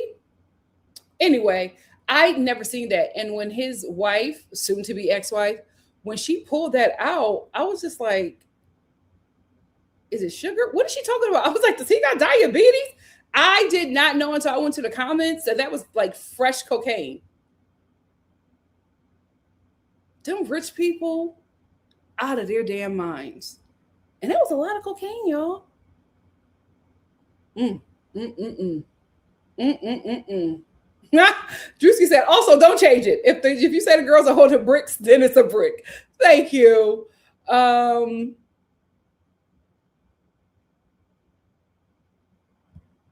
Oh, Jazzy said, I don't mind Angel. She's annoying, but I'll take her over. I don't mind Robin. She's annoying, but I'll take her over Angel. I really would take Angel over Robin because I don't feel like we really got to know Angel. We got to know Angel at probably a very weird time for her life. And she was really being, I felt, manipulated by someone who had an agenda. But it seems that they're still friends. We'll see how it works out. It seems like they're still friends. So she still has not yet seen what we have seen. But I would have wanted to see her without Kiana. Josie says, to your previous point, Nikki, Robin formed a clique with Giselle and her whole personality became Giselle's lapdog. As an audience, we don't like cliques. Absolutely. You are right about that. Oh, this is the thing. That's how I found out about Robin, through the Lipstick Alley drama. They said that she basically built that platform because she used to be on there looking for women that Juan was allegedly with. That they're also saying that she's that Bravo fan page. Every time I see it, people are like, oh, give it up, Robin. We know it's you. She's notorious online. If that lady ever gets caught, my God, today. I thought it was sugar. It looked like sugar. Thank God that wasn't around me. Thank God that wasn't around me. I probably would have broke it up, put it in a jar, and put it in some damn oatmeal. God, I would have sent myself the glory. I had no idea that that's what it looks like. Oh my gosh. Zora said, I think it normally comes in dime bags. I guess he brought her with the powder in bulk. It was huge. I said, oh, that's a lot of drugs. And I'm like, can't she get arrested for that? I was just so floored by that live.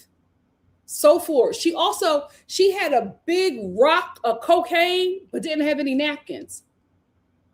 She put the cocaine back and then wiped her nose. I was just like, did you just snort a line? What is going on in that Howard household? OMG. Cameron said, Nikki, when she wiped her nose after crying and forgot she had coke on her hands. Yes. I was like, I think you just snorted coke. Oh my gosh. Yes, they think that she's running the Queens of Bravo fan page. Every time I see Queens of Bravo, there's always somebody in there saying, stop it, Robin. We know it's you. My God, today. So listen, if Robin is going to be back for a friend of, I'm fine with it, just as long as Karen gets her together. It sucks for Sadness and Madness, but you guys could have turned it around, but you just decided not to. And I think the whole cast just agreed that they didn't want to film with you anymore. And when you have we have more women agreeing to not film with you than film with you, you're gonna be gone. So if this is the new cast for Potomac, I'm interested to see how it plays out. It sucks that Angel didn't get another chance, but they said they're auditioning a new girl, so we will see. Bravo, Potomac does really terrible with new girls. Hopefully this one sticks. Let's move on to Love is Blind. So this literally just came up on my feed today, and I'm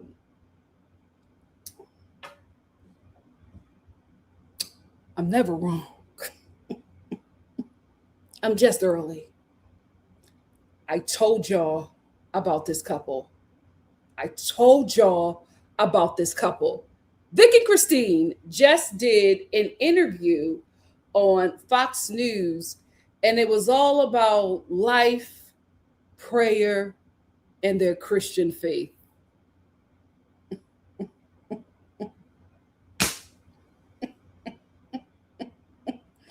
I told you that couple was Christian propaganda, because ain't no way you a black man in 2026 about to marry a white woman, and neither one of you, especially somebody who's doing all of your social justice work and all of your policy work, ain't never had no conversation about what this relationship would represent and how you would both have to walk in this relationship and raise children in this relationship.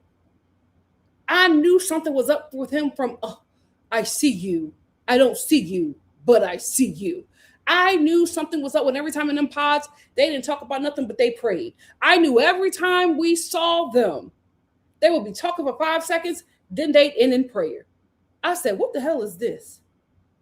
Now we're getting so much story from everybody else, but when it comes to Vic and Christine, the interracial couple on the show, is just prayer and reading the Bible. What the hell is this?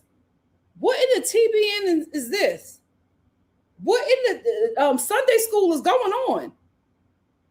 Nothing else happens in that relationship but prayer and Bible reading. Propaganda. And lo and behold, here they are on Fox News. Getting on Fox News as a black man in 2026 is a choice.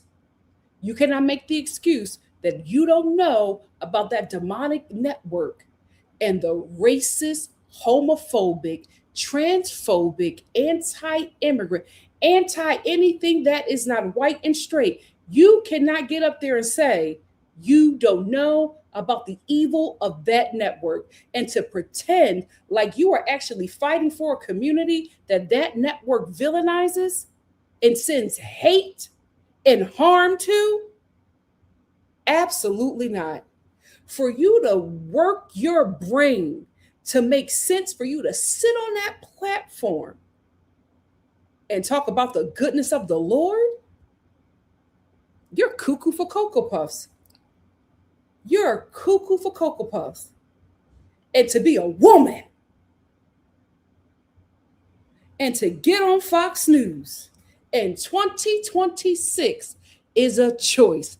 And when I saw that, I said, all I needed was proof.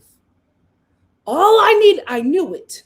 All I needed was proof. We now know who we got the missing piece. It was one missing piece, and who knew that it was going to be Fox News? Anyway, I want to let y'all watch the video. It's about 10 minutes, so it's going to be a lot of eye rolling. Here you go. Well, a beautiful story of Christian love played out on the #1 unscripted streaming show in the country. It's the hit Netflix show Love is Blind, where couples communicate back and forth behind the wall of a pod. Now, they spend days talking to one another, and some of Softy. She has great musical. I'm skipping through because I don't want YouTube to kick me off. And ask for continued love. Sting Louise Hamilton. the Bible sitting right next to him in the pods. We actually have a screenshot we'll pull up. Was that a Bible there? So I did have a Bible in the pods. Yeah, I did. Wow. How did faith guide you through that? It guided me in every single way. Before I came into the process, if I made that decision to step into this space, I wanted to be aligned with God's vision for whatever was going to happen.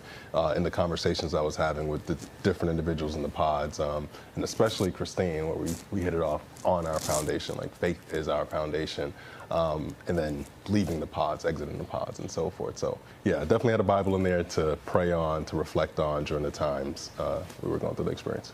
Yeah, and Christine, do you feel that Christ made this happen? This really unusual way to meet someone, did he connect the dots? 100%, because I know this is like the least likely thing that I would ever do, and same for him, but it just felt like God breathed the whole time, you know, it just felt right. And I literally got down on my knees and prayed before I even had my interview for this, and was like, if this is meant to be, let it be. If at any point it doesn't follow through, then like I knew I wasn't going to find my person there. So yeah, he was very present from the jump.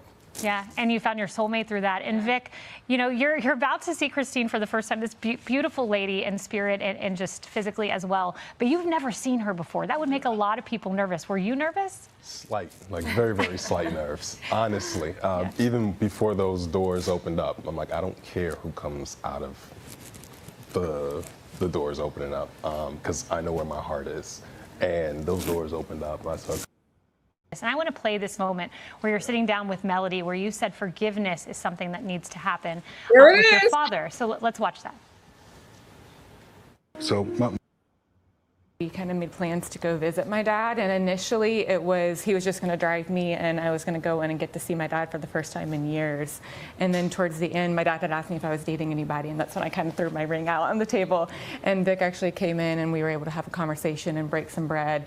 And so that was kind of the start of the whole journey. And, you know, we text, we call now, we visited a couple times. So he still doesn't actually know the details of how we met. He might see this, so today might be the day. Of course, But with the forgiveness piece, it's been a huge weight off my shoulders. I actually wrote him a letter that we put in. Stan, what did she do? So one of the nice things that she does is she'll leave verses, whether it's around my computer or she actually, when I went back into the classroom, she gave me a little jar with different scriptures in them. So I can be at my desk and pull out different ones. I can't. I'm telling you, as somebody who was raised in church my entire life, they are Christian propaganda.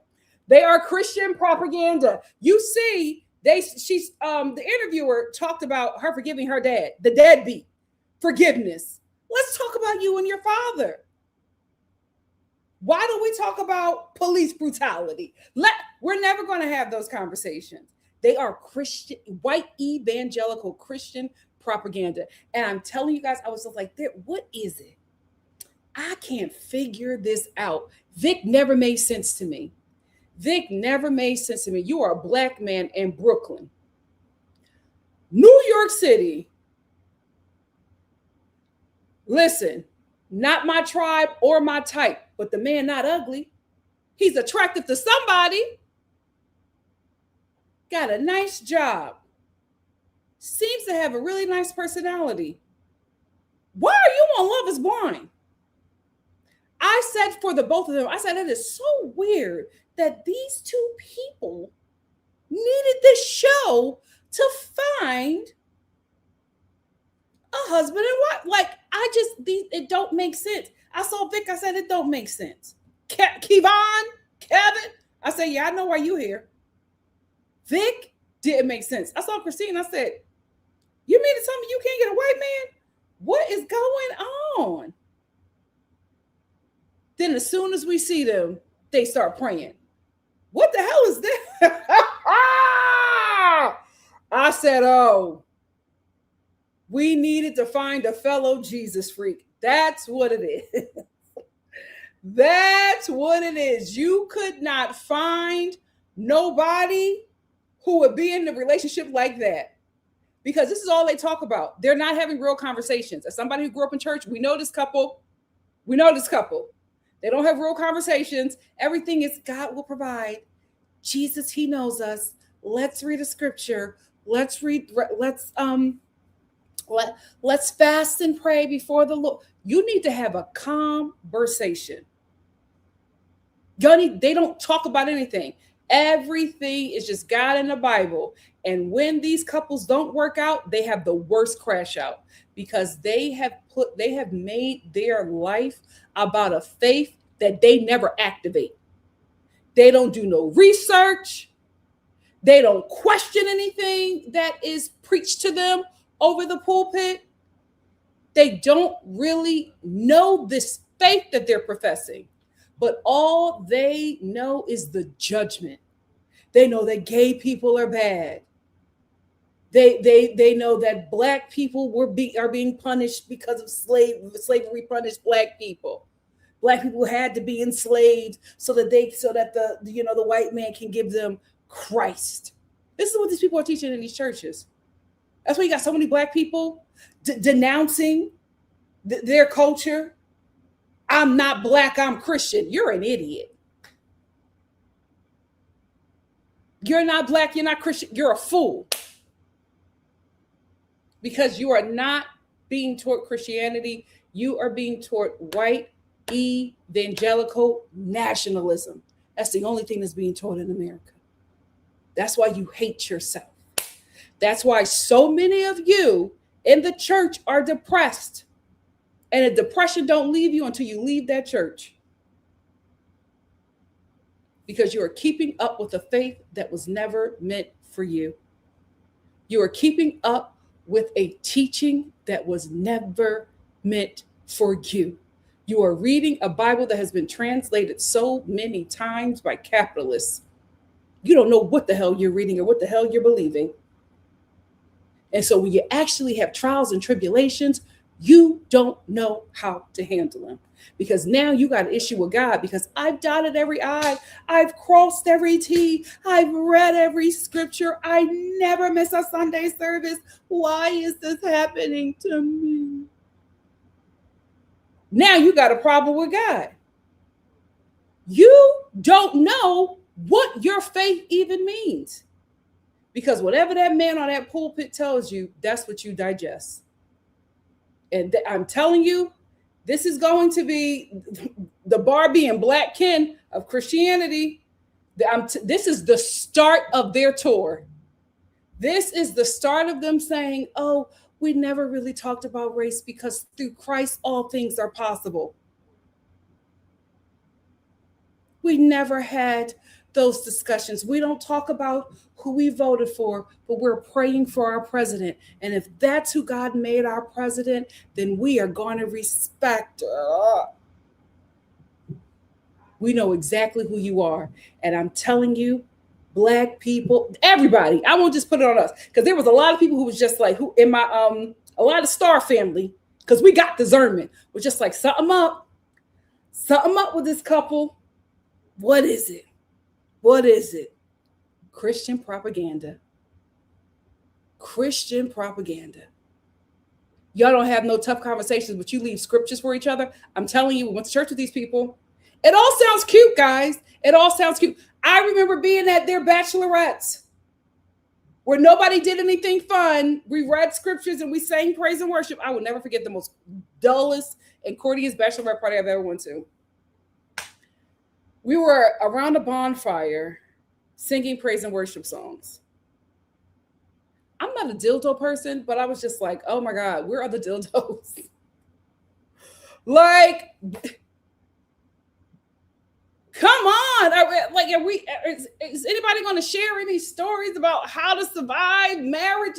It was just these praise and worship songs around a bonfire. And no games, nothing. And then like went around reading scriptures. I said, if this is what marriage is like, I don't want it. This is boring as hell. And that's what happens. That's what happens. They get in those marriages and they're boring as hell. And then what happens? You're in this boring, mundane marriage, and all of a sudden the scriptures ain't enough. All of a sudden the scriptures ain't enough. Because all of a sudden, that co-worker with the box braids and the big titties, the scriptures ain't enough. Because you can't stop thinking about Yolanda. The scriptures ain't enough. You can't apply them to your ding-a-ling. They act like they don't have problems. And they do have problems. They're just masking it with prayer and scripture. And everybody seems nice. Everybody seems nice and sweet and kind until you sit down with them and you talk a little longer. And next thing you know, they're telling you after they say these prayers, the next sentence is that trans people are an abomination. And you're just like, what the hell? Oh, you seem so sweet. What are we talking about? Because to get on Fox News,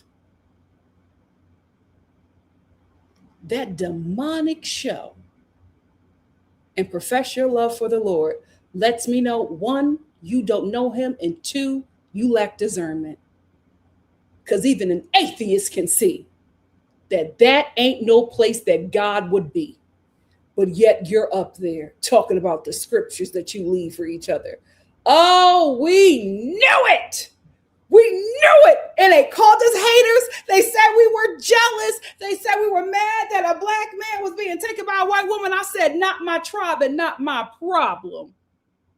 But I knew my ancestors. I knew. I said, this is Christian propaganda. Love is Blind is MAGA. Now I have no hope for Philly. They're going to get a bunch of them MAGA Republicans from Ben Salem. I cannot wait. I'm telling you. If they play me with this cast for Love is Blind Philly, I'm lighting them up. I will absolutely review the show. I'm hate watching. I'm lighting them. Nothing will be safe. Not a restaurant they go to, not an accent that they give us, not a job they have. Nothing will be safe. This is going to be the first time in my life I want to do a deep dive on the cast, because I want to know where you got them from. If anybody from Norristown is on that show, nobody will be safe. Because if y'all going to try to play in my face and make the world think that my city is MAGA, I'm going to make it my mission. Everybody is going to have a bad day. Play with my city if you want to. Play that Pan-African liberal city. Play with my city if you want to.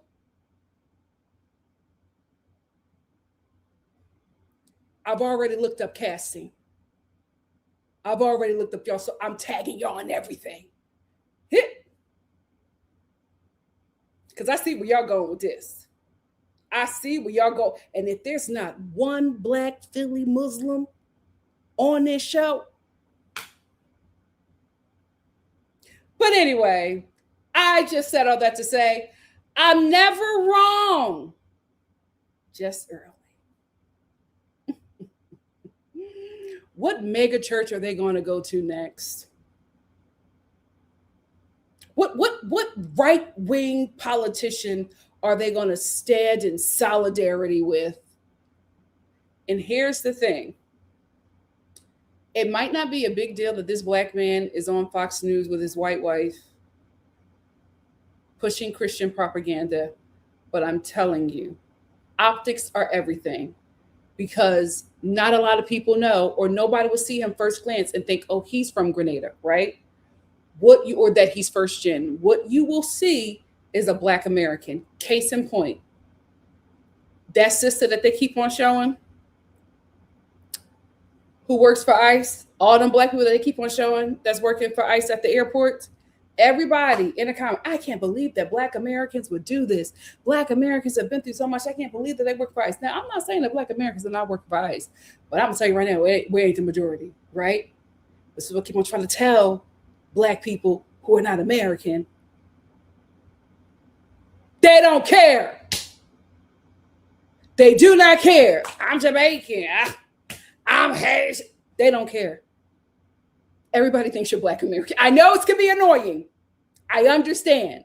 But you will always be assumed to be black American. That's why I always say one band, one sound. Why the hell you lining up with the immigrant community? You got a powerhouse right here. Anyway, I'm digressing. What I want to say is optics are everything. We ain't never seen them mofos unmasked until they were black. They all masked up every other time. First time we see them with no mask, all black people. Of course. Of course. Everything is political. So you got a black man who was on a really popular show sitting on this demonic platform professing his love for Jesus Christ. Optics are everything. And at your big age, Vince and Christine, you knew exactly what the hell you were doing. Here's the thing. You're not smart enough to know them Christians ain't got the influence, right? Them Christians, they not the ones that's going to open doors for you. It's everybody else who you just pissed off and let know you're not for them. And I don't think that this move that they made, I don't think that they're going to be able to recover from this. The popularity that they had, people were comparing those con artists to Lauren and Cameron. I said, don't you dare. Don't you dare. We knew who Lauren and Cameron were from jump. We still talk about them. Vicky, Christine, what did I say? We won't be talking about them within this year. I didn't know what happened so fast. I'm getting too good at this. I didn't know what happened so fast. But they're done. Everybody was like, oh my gosh, we got another Lauren and Cameron. Well,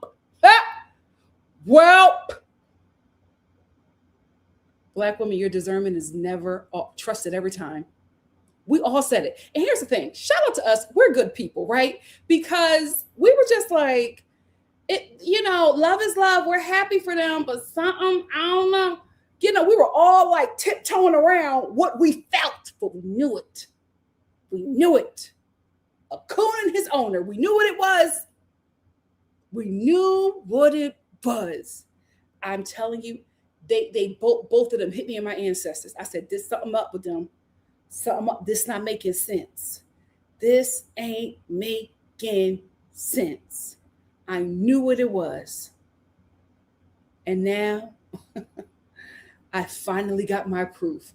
Vindicated yet again. That's all I have to say. What do you guys have to say? Let's get into it. I make it so easy to fall in love. Hannah said, maybe this is why their scenes were cut, because they kept showing how right-wing they are. Maybe, because I'm telling you guys, I've been a Christian like that. You don't know how far gone you are. My God, today, thank God I got out when I was a kid. Lord, y'all 34 still thinking like that? My God, today, how miserable. I'm gonna be honest with you. The people who have the most fun are the sinners. That's why Jesus was out there in them streets with them. He said them synagogues is boring. I'm in the streets. I'm having fun. They're having a good time out here. This is how life should be lived. He was out there with them. The pimps, the hoes, the gamblers, the murderers. He was like, all right, stop killing people. You don't got the hoe no more, girl. And I'm not going to let them talk about you. But you can close up the puss. You don't need to do that. You know what I mean? That's how, if you want to get your faith on it, that's the way to do it. You don't go up to nobody, you're burning in hell. Oh my gosh. Slow down. Jesus never did none of that. And y'all doing all this evil in his name. That's why I know y'all don't read the New Testament. That's where your Christian behind is supposed to be any damn way. I don't know why you stay in Judges. Why you reading a damn Torah? You're Christian. But you don't know that. Because all your pastor does is teaches you judgment and what you should not be doing unless you go to hell. Why is he teaching you that? Why is the great prophet is teaching you that? Because if she or he can control your mind, they can control your money. You're being scammed. In Jesus' name. Ain't that something? Ain't that something? NC said, Vic is way too smart to not know exactly what he was doing. And then for him to jump on Threads and gaslight us with his word solid BS statement, diabolical work. Listen, I made a comment. Threads, Lord, they will send your stuff out to every and any damn body. I be posting stuff thinking I'm talking to the Star family. Sometimes it goes a little farther than just us. I made a comment about them. The Black Christians was in my comments. It was so scary. I said, oh my God, my people suffer for lack of knowledge. They're still enslaved. This girl was just like, I'm glad that he went on Fox News, a highly rated show, to profess his love For Jesus Christ, God is a redeemer. He will heal the land and save us. For it was like so much. And then like the end of the comment was talking about how the world will perish and burn. I said, God dang, you're young. This is how you live your life. How sad for you that this is how you think. And so the comment was so diabolical. I went to her page. Young girl, body tee, in a cardigan, buttoned up the hair. It's the best time of your life. And you're wasting it in that church. If I could turn back time, I would have been a heathen. I will never get over how I gave the majority of my 20s to the church. Thank God for my mom. Because I would have gave my teenage years to the church too. My mom said, go and have some damn fun. My God, today. Sad. I had to block a lot of them. The black Christians in my comments. Scary times. Scary times. Listen, I'm not a Greek, right? It's just not for me. Like I never pledged. I never had the desire to pledge. It's just not for me. I love the cultural aspect behind it, right? I love the black fraternities and sororities. I love it. I have a lot of people who are in. I have a lot of people that I might not know personally, family, friends, who are in sororities and fraternities. It's just not for me. I will say this. The people who are denouncing their sororities and fraternities, I don't think they're denouncing because they had a great awakening. I think they're denouncing because they are fully transitioning into tombs. The people denouncing these sororities are only doing so because they are ingesting anti-Black rhetoric that is being taught to them from them churches. That's why I told you, I will never in my life ever visit or be a part of a multicultural church ever again. The pastor, his wife, the leadership, damn near majority of the members have to be Black if you ever want to see me. If you ever want to see me, I will not do it. Black bodies are not safe in white or multicultural churches. It is a scary experience. My God, today. My God, today. Oh yeah, we was just like, Vic, you lived in New York and you ain't got nobody?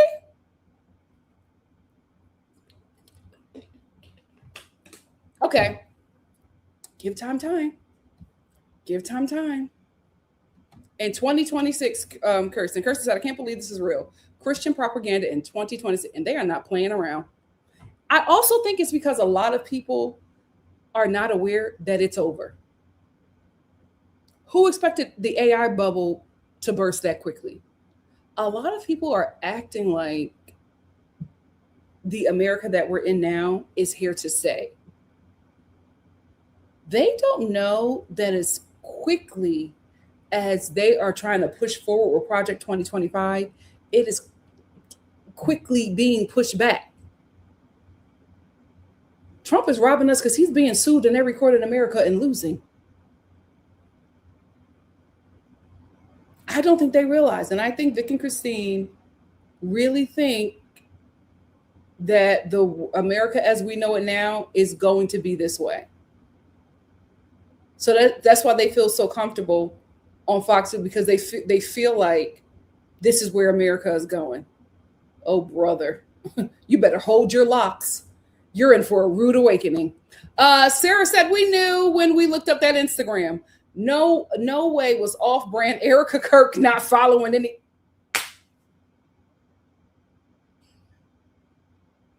The mask always slips. Always slips. And here's the thing. No way that you are on a show with a majority MAGA cast and you're not MAGA. No way. No way. L Boogie said, now we know, because remember, I was shipping him with that sister who worked for Kamala Harris's campaign. Remember her? The sister with the light eyes? I was like, oh, her and Vic would be perfect. And I remember I even said in my final review, I was just like, I can't believe they didn't work out. Now we know why. She's liberal. El Boogie said he's a plant. Bible just perched in the right place. Absolutely. You brought your Bible in the pods? Boy, bye. Get out of here. Ask them about premarital sex. Oh, we won't talk about our relationship. Okay. Y'all real saved till they get to them genitals. They pick and choose. Just G7140 said, I'm cringing. I am vindicated. I said, I knew because there's no way, the way that everything was about prayer, I said, there is no way that they don't have them deeply conservative views. It's just impossible. You make your life, your whole persona about the Bible. No way you're reading it. No way. You're skimming through Psalms, finding a scripture that speaks to you that day. You're not studying that word because there's no way that you can read and study the Bible and leave that studying, especially the teachings of Jesus, and be conservative. There's no way you can read that and be conservative. These people aren't reading it. I'm telling you, I grew up in this. They're not reading it. I was a devout Christian until I started reading the Bible. Ain't that something? I was like, oh, this is nothing like what I believe. What the hell is going on? Oh, Lord.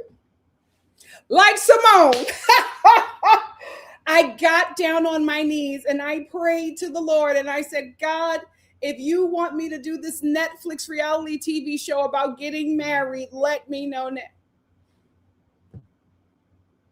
I know God was looking at her like, girl, get up and stop playing with me.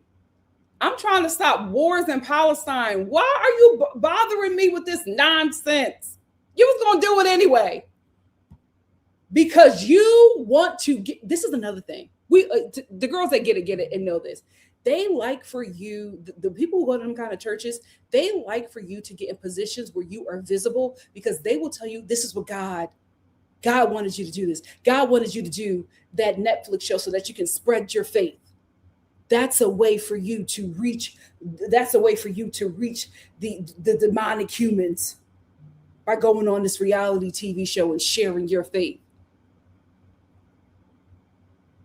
I'm pretty sure God didn't send you Love is Blind as the platform.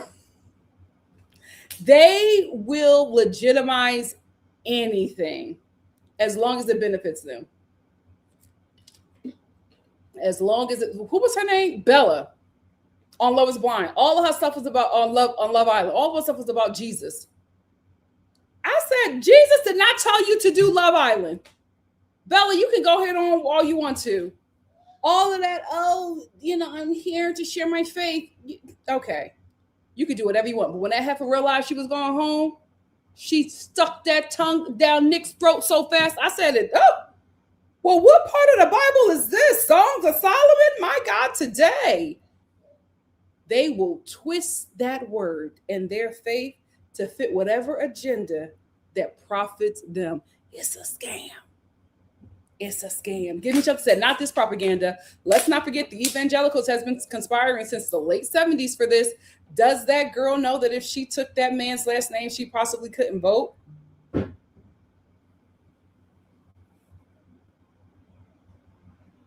This is what the Lord would want. Thank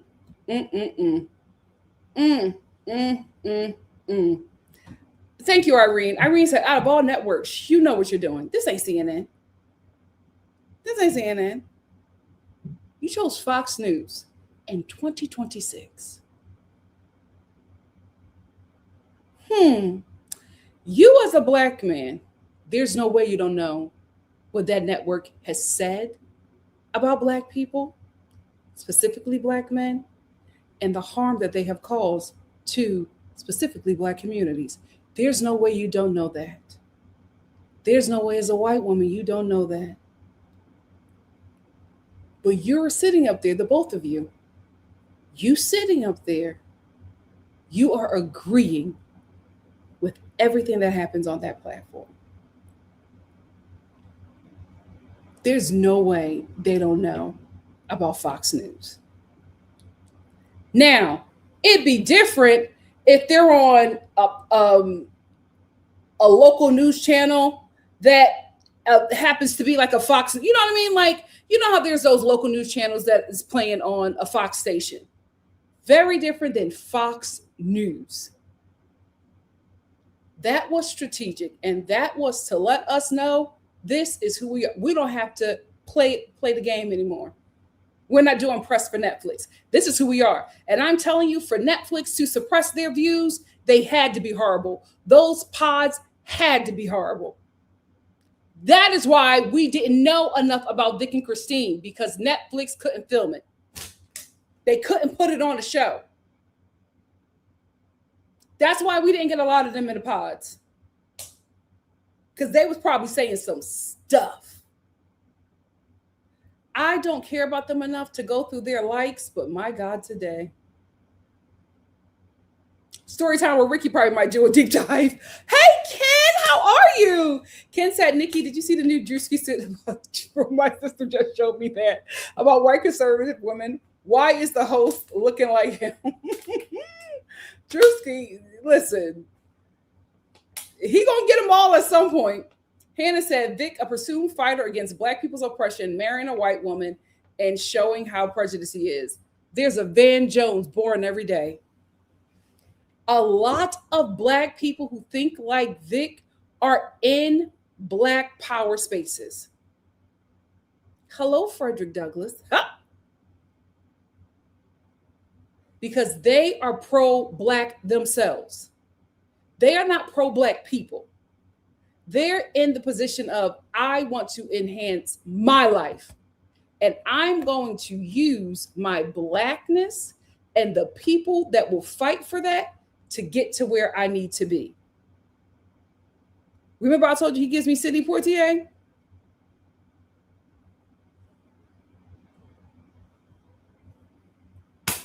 Here we are. Here we are. L Boogie said, these two don't even know each other. They just under mutual contract for the propaganda train. There is zero chemistry. That is how a lot of them relationships are put together in church. I told you about the time where the last church that the last multicultural church that I went to, everybody was getting married. And I was just like, Lord, what is going on? Like, everybody's getting married. And I remember one of my friends was telling me about how the guys in the church were saying, Nikki's too strong. Nikki's too strong. Here's the thing. I wasn't attracted to anybody in my church anyway. No shade. It was giving broken wrist. It is what it is. I went to performing arts high school and performing arts college. I know what I'm talking about, right? So I was just like, I can't believe they was discussing me, because the men that was discussing me for marriage and being like, you can't, basically they were just talking about how I'm not easy to break, right? So they were not choosing me. I didn't even know that I put myself up to be chosen. I didn't. Matter of fact, I thought we was girlfriends. The guys who was discussing me, I was like, wait a minute, we was kikiing. What is going on? Wife? No, baby girl. You doing a little bit too much. You got too much dip on your chip. Let's dial it back, right? So anyway, I wasn't crying over not being picked by guys in the church. I was crying, no shade. Still got a little problem with that. I was crying about not getting picked by guys in the streets, because I got it tight. Pray for me. So, but I was just like, because there were also some girls who was like bringing men to the church and reforming them. I'm like, why can't I get a reformed? You know what I mean? So that's what I was upset about. And so all the girls started like getting married. They was getting married and they were having kids. I think it was like 24, 25. By the time I got to 30, everybody was divorced and half of them came out. There are people who became like full-blown atheists. Guess who I'm still friends with? Okay. So they were just like, I'm never doing that again. And we all sometimes get together and talk about how we like gave up our 20s to this nonsense. And they were like, oh, we were miserable. I also remember a time where we had like a ladies' night, young girls, right? We were having a ladies' night. It was the most boring ladies' night ever. It didn't get juicy until all the married girls were talking about like how horrible their sex life was. We were like, we thought with marriage, it was going to be good. One girl was crying because her husband was just like, the sex was just terrible, but you know, he was gay. So we was just like, oh girl, oh Lord, forgive me. We was like, girl, just keep on praying. God will fix it. But it was like, now that I'm grown, the dude's gay. Like there was the sex was never going to get better because he ain't never want to do it. But you know, when you were a child, when I was a child, let's fake as a child. We were just babies, Lord. But I will never forget how miserable they all were. And how so many of them were just like, I was lying to myself. And the church was forcing these people together because they didn't want them to have premarital sex. And one of the girls was just like, I wish they would have just let me bang him and sin. Because she was like, if I just would have did that, I would have never married him. But now I got kids with this man who I cannot stand.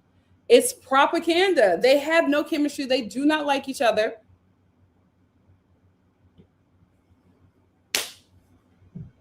But God brought them together. Okay. God allowed me to suffer in my marriage because he was testing me on how much I would endure to stand for my man. They will say the craziest things to make their misery seem like a good thing. It's the saddest thing ever. Bingo.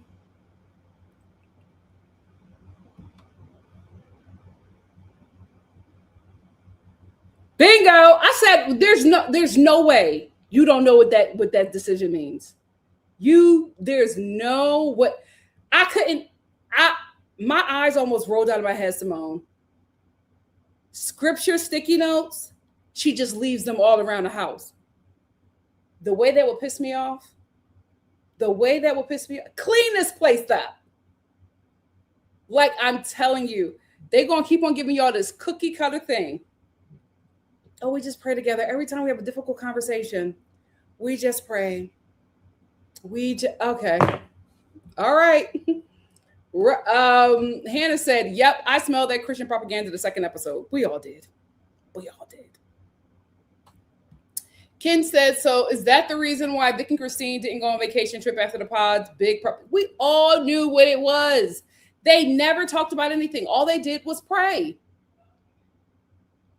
I was just like, this is not real. It doesn't make sense. I'm honestly so shocked that like people in their 30s still think like this. I felt like when you're much younger, it's so easy to manipulate those minds. Y'all in your mid-30s, y'all still believe in this nonsense? I want to know what the education level is. That's what it's giving. Josie said this couple is so fake. Ciao. El Boogie said, these people are not a real couple. I hope the check is nice, bro. Sarah said, goodness forbid they have the two touching or seated together. They had them as segregated as they could on that stage. Super fake propaganda. Child. Ken said, why wasn't Vic allowed to come in the house? Her white daddy didn't approve, so he stood outside until he got the okay to go in. I'm telling you, they will even justify that, right? They'll justify the racism. God just has to work on his heart. Told you about that girl, same church, my God, today. If you're watching this, I'm sorry. Who had to train her husband how to see her because he would take her into places like white spaces and they would act like she did not exist. And she had to teach him that. And she was just like, well, that was just God showing me how to love him so that he could be able to see me. What the hell are you talking about? Now, even though I was deeply propagandizing the church, when she was telling that story, I said, ain't no way. One thing about me, my discernment always been strong. Little Jackie said, Latavia Robertson from R&B Divas and her team stole a bookie deposit for a Mardi Gras. What? Little Jackie, why did you give me this information? Oh, Lord. Just G said, I didn't realize Christianity was down bad enough to need this kind of propaganda. Oh, I absolutely knew. The church is losing millennials in droves. Gen Z not even showing up. Gen Alpha ain't going to Sunday school. So the fix is in. They are going to funnel money into shows, celebrities, socialites, companies to push the agenda to get people back in the church. Because if there's no people in the church, there's no money. Prosperity Church is coming to an end. Why do you think Jamal Bryant is now becoming a social justice warrior? Because the prosperity movement is dead. Because you can't get them people to believe that nonsense no more. Y'all anti-black, and homophobic, anti-immigrant, anti-women. Y'all hate everything. Nobody feels comfortable going there because even if you don't hate them, you hate people that they love. You hate people that they're in community with. You are just hate. So nobody's coming. So if you're losing these people in droves and nobody's coming to the church, pastor can't get a Bentley. But you know what can get them attention? Trying to be the next MLK. They're all about the pivot to social justice.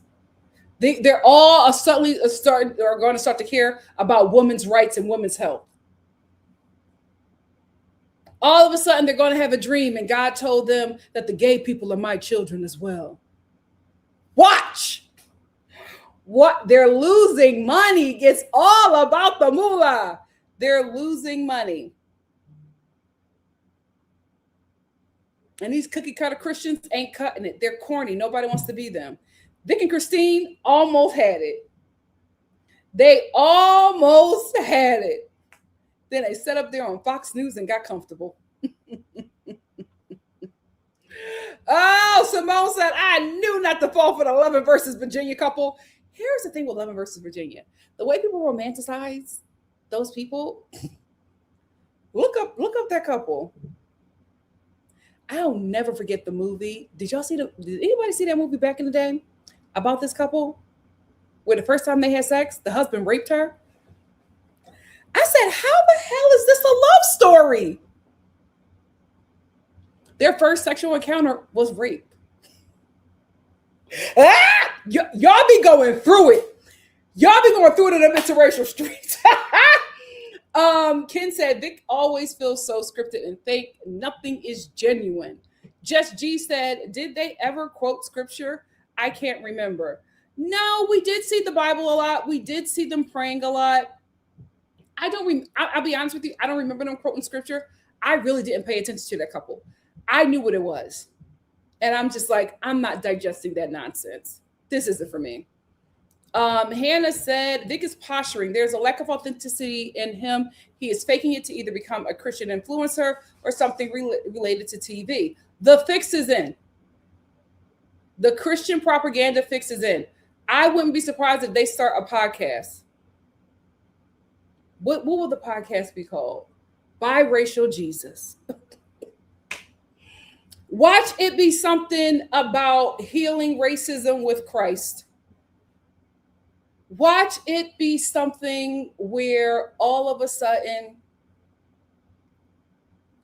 if Black people are nicer to cops, they won't get shot. Watch it be some nonsense.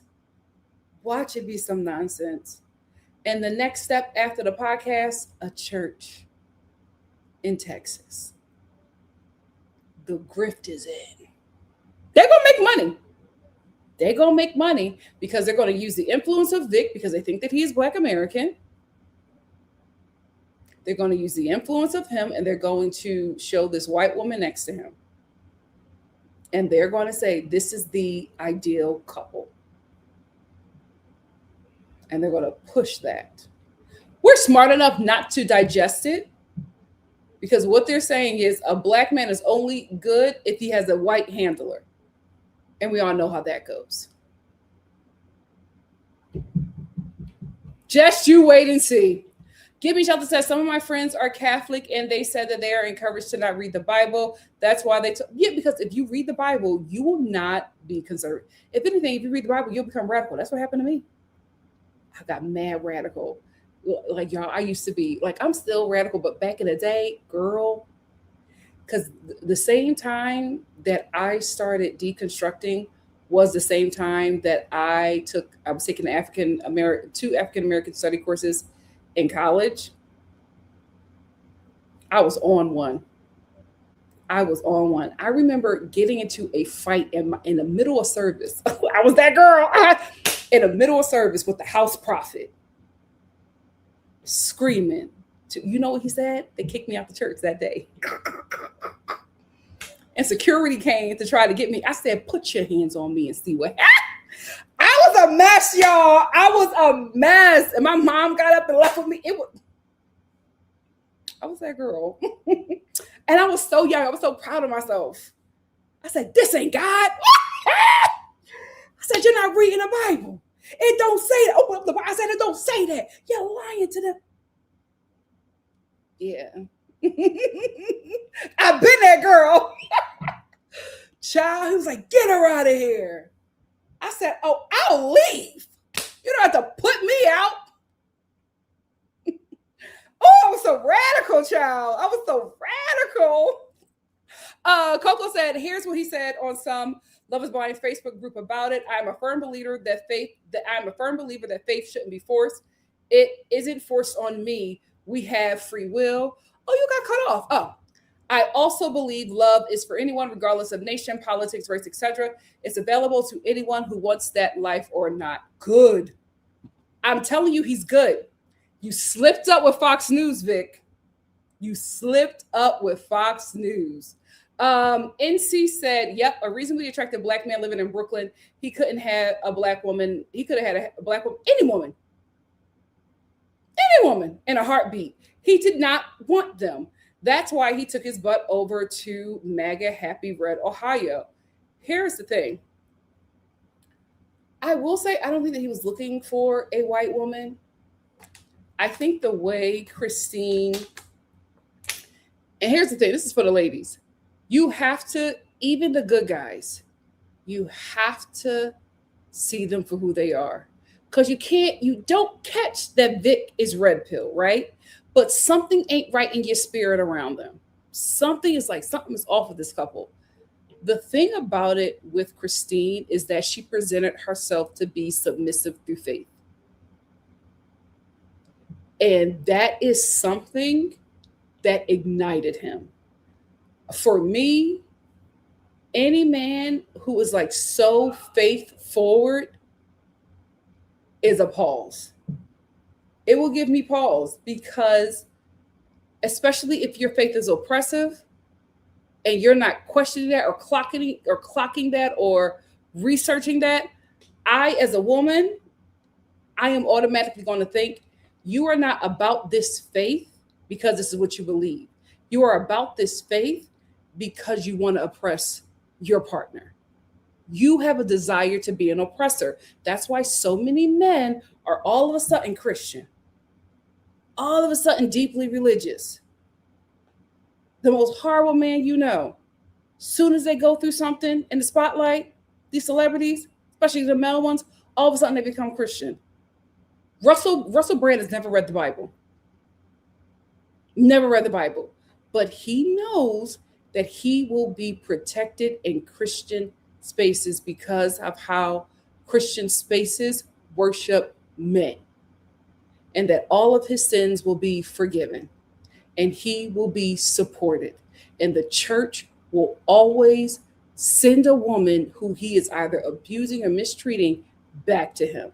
So many churches do that. There's so many stories of women who told the pastor or the bishop's wife that she was being abused. And what did they do? Tell her to stay. Those places are not good places for women. They're not safe spaces for women. So I think he probably heard what she was on and said, I need that. Because I'm going to be honest with you, I'm not sure whose idea it was for Fox News. Ain't that crazy? It could be very easy to be like, oh, that's Christine. But I'm not sure.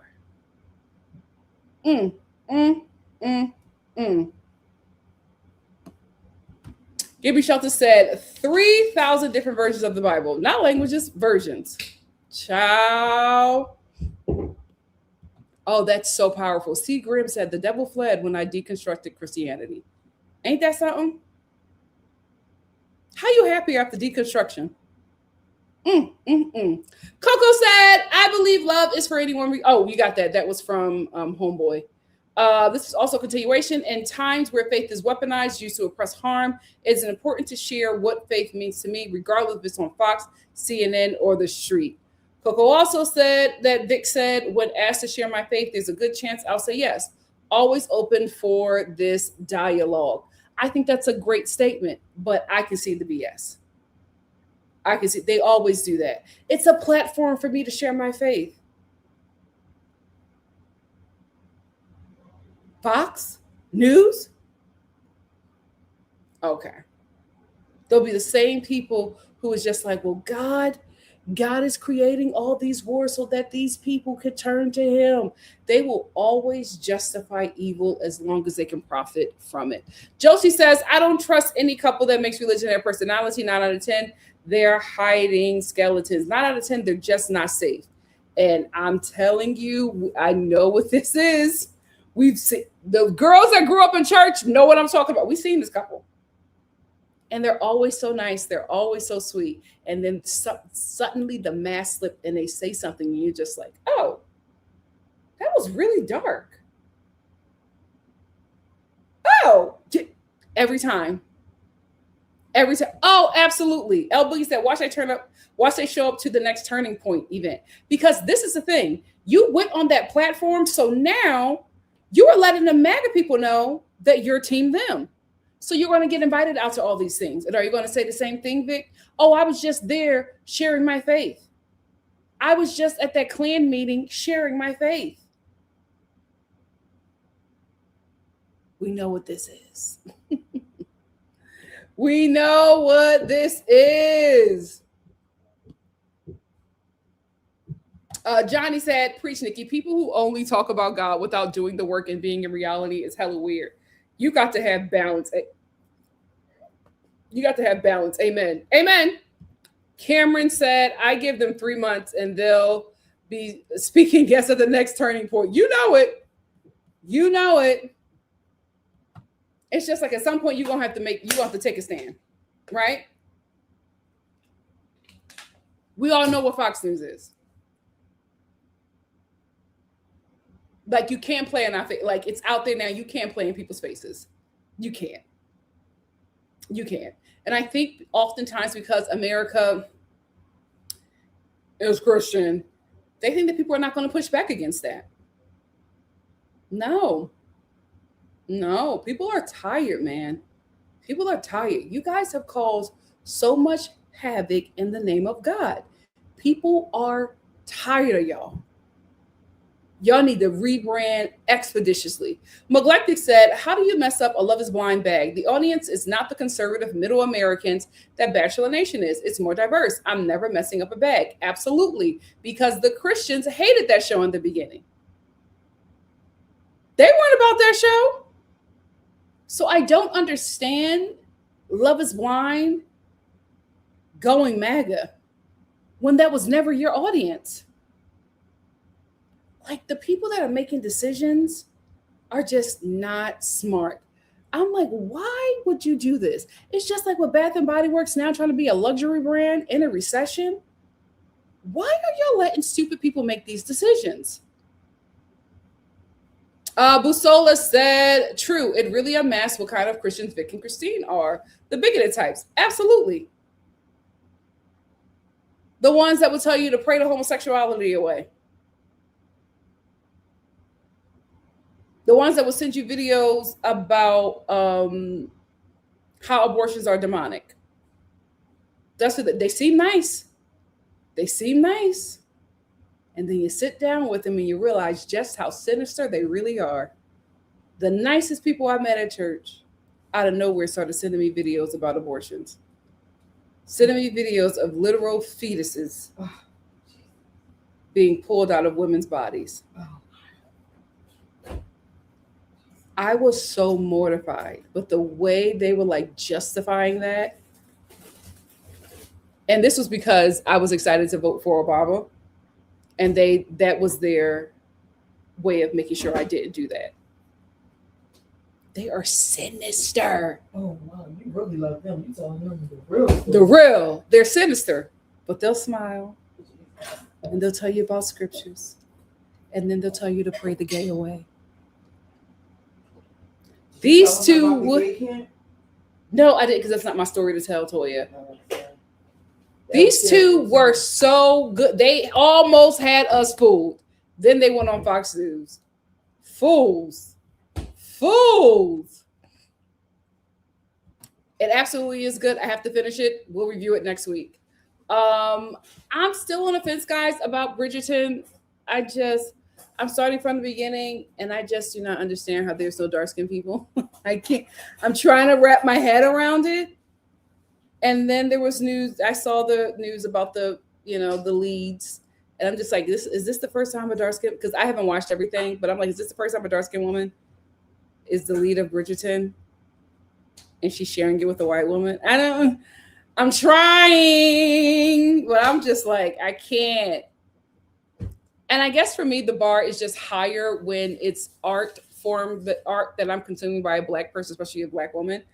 I'm just expecting to see us. And when I don't, I'm like, this is interesting. I want to keep on going. I'm going to keep on going. But so far, ooh. Hannah said they'll never get that genuine love that is Lauren and Cameron. Absolutely. They keep on trying to reheat their nachos. It won't work. It won't work.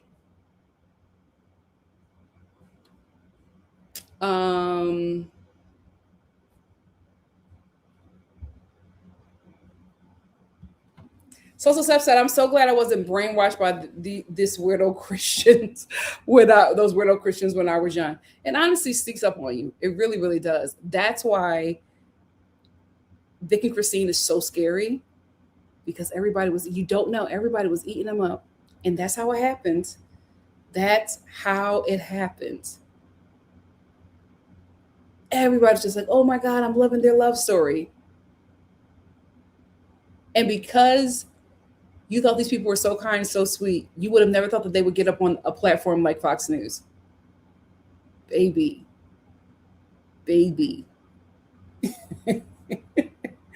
They probably agree with everything on Fox News. Those people are sinister. Tamara said, Vic said he is not mega on Threads. I would have too. I would have too. The backlash, I would have as well.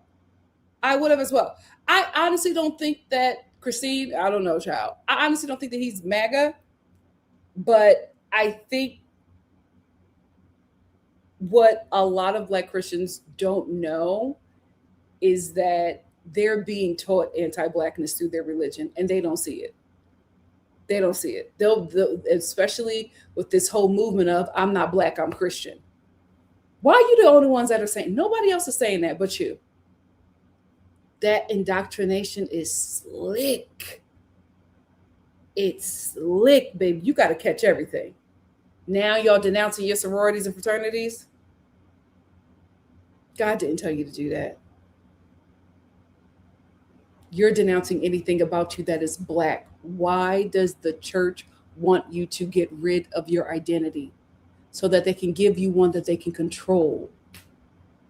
My God, today. And they're going to put it on the most influential people on the world because that's how they get their message out to more people. You're just a billboard. That's what it is. So some stuff that they're denouncing because they're going through religious psychosis and are anti-Black. Thank God my religious psychosis was off the internet. Woo! Woo! Irene said, you're not MAGA, but you're on Fox News. Okay. Like, it doesn't make sense, right? What the hell is going on? K235 said, if not, then why did he go on a MAGA platform with his wife to do this interview? If not MAGA, why MAGA shape? Yep. Give Me Shelter said, the churches are desperate because globally they are losing followers. That is why they are panicking. For instance, South Americans are turning away from religion in large numbers and Christians are shook. It's happening everywhere. It's happening everywhere because here's the thing. You guys cannot continue to justify all of this evil and say that it's God. That's not working no more. That's not working no more. Now everybody's looking at you and being like, if this is what you think and believe and this is your faith, I don't want it. I don't want it. So now they're going stealth mode and they're seeping into little popular places, platforms, celebrities, socialites, athletes. But ain't nobody buying it. Ain't nobody. God did not tell him to go on Fox News. Thank you, Simone. That was a choice you both made. That was a choice you both made.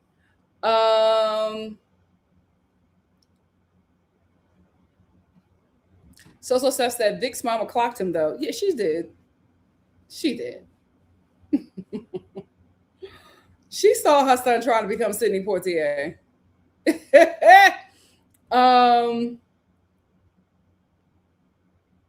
So Steph said they wanted to ship them, but it was too crazy. LOL. They had to figure out how to package them. Absolutely.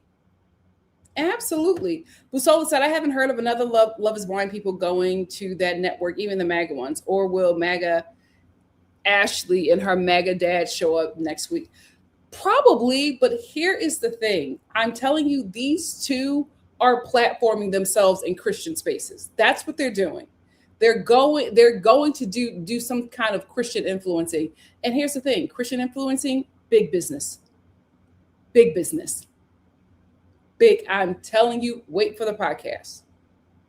Wait for the church. It's coming. It's coming. Mm-hmm.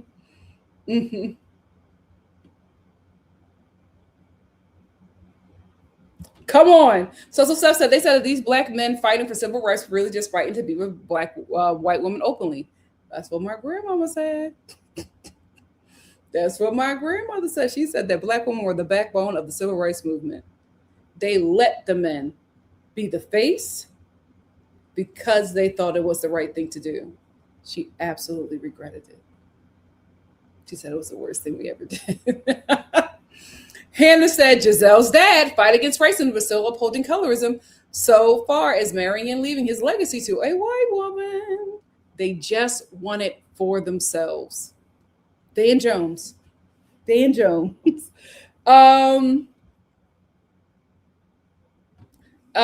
Give Me Shelter said, hello, Frederick Douglass, Sydney, Clarence, Snoop, Ice-T, lived long enough to ruin your legacies. I see this list, unfortunately, is long, but on the bright side, is not endless. Absolutely. So Steph said, the majority of straight men that are in church are there because their wives and girlfriends brought them to Christ. That's the one you want. You want to bring them in. You want to bring them in. Zora said Richard Nixon used Black capitalism as a tool to undermine Black unity and liberation. Society needs Vic and Vix and Jay-Z. Absolutely. That's why I'm just like the celebrities, the influencers, the athletes. We cannot trust them. We cannot follow their leadership. They are capitalists first, Black when it's convenient.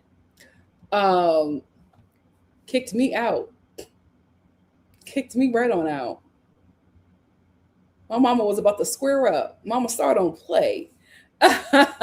So Steph said, Nikki, they said Lisa from 90 Day Fort Laura, the one dating Birkin from Turkey down to...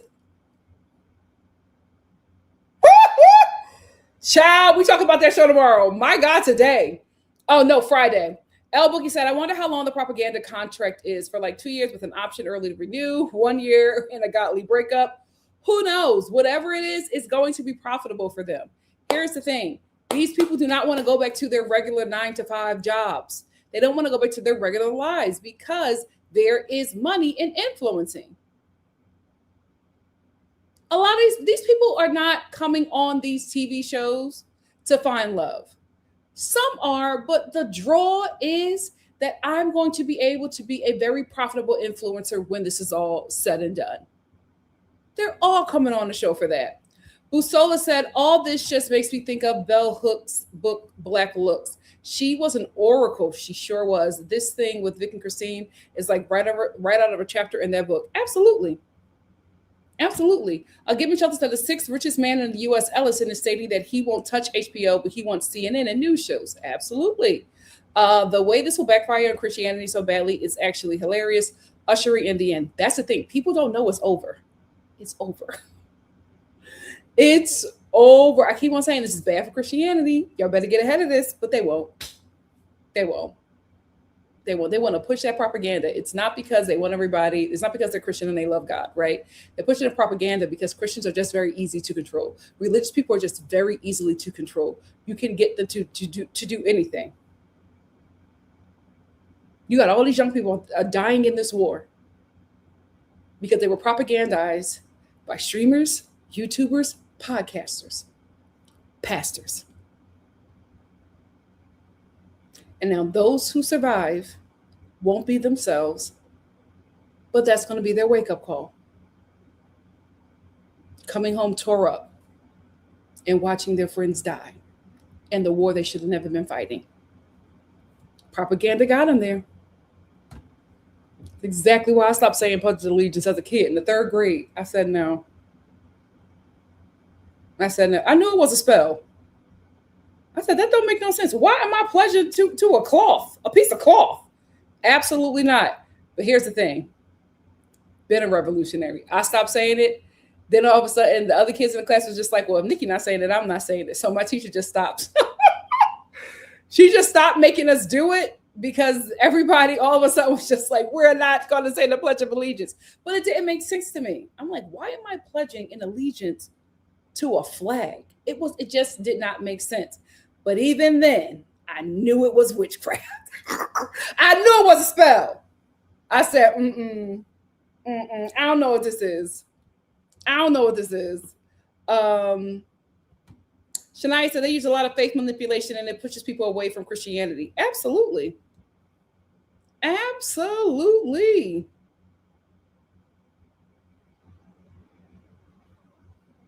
Yes.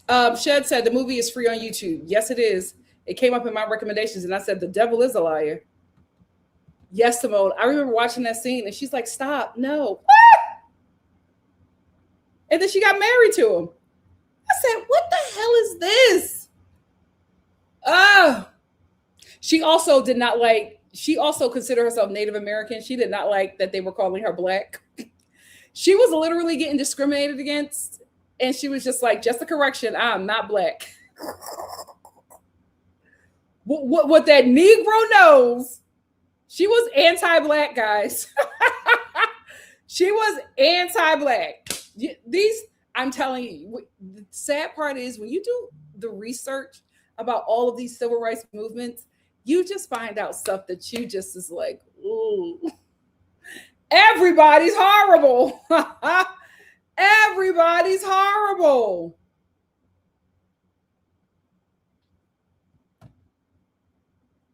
And I'll do it again. Oh my God. El Boogie said, great love. Finding our way through black and white through Jesus. And watch it eat. Watch it eat. Watch. Their first podcast will be about how Nat Turner was hearing from the devil.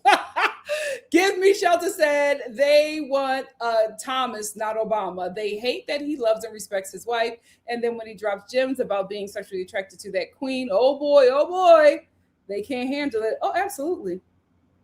Absolutely. I cannot wait for Vic and Christine to talk about how Halloween is demonic. It's happening.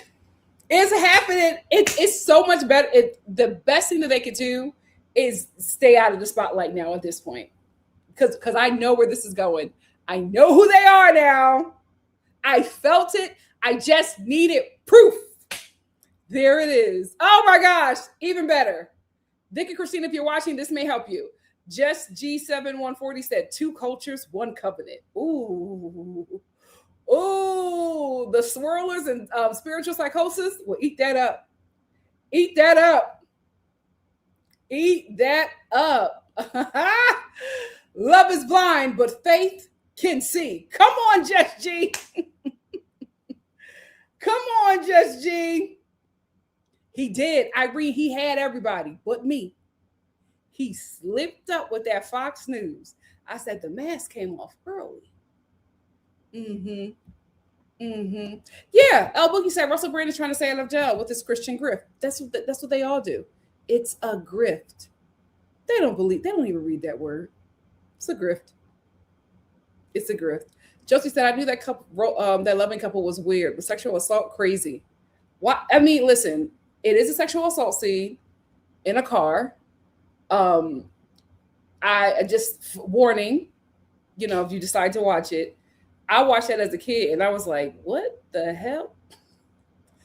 As a child, I knew something was wrong with that movie. I was just like, why did she marry? He should have went to the police. She should have went to the cop. Why did? That was their first sexual experience. And she married him.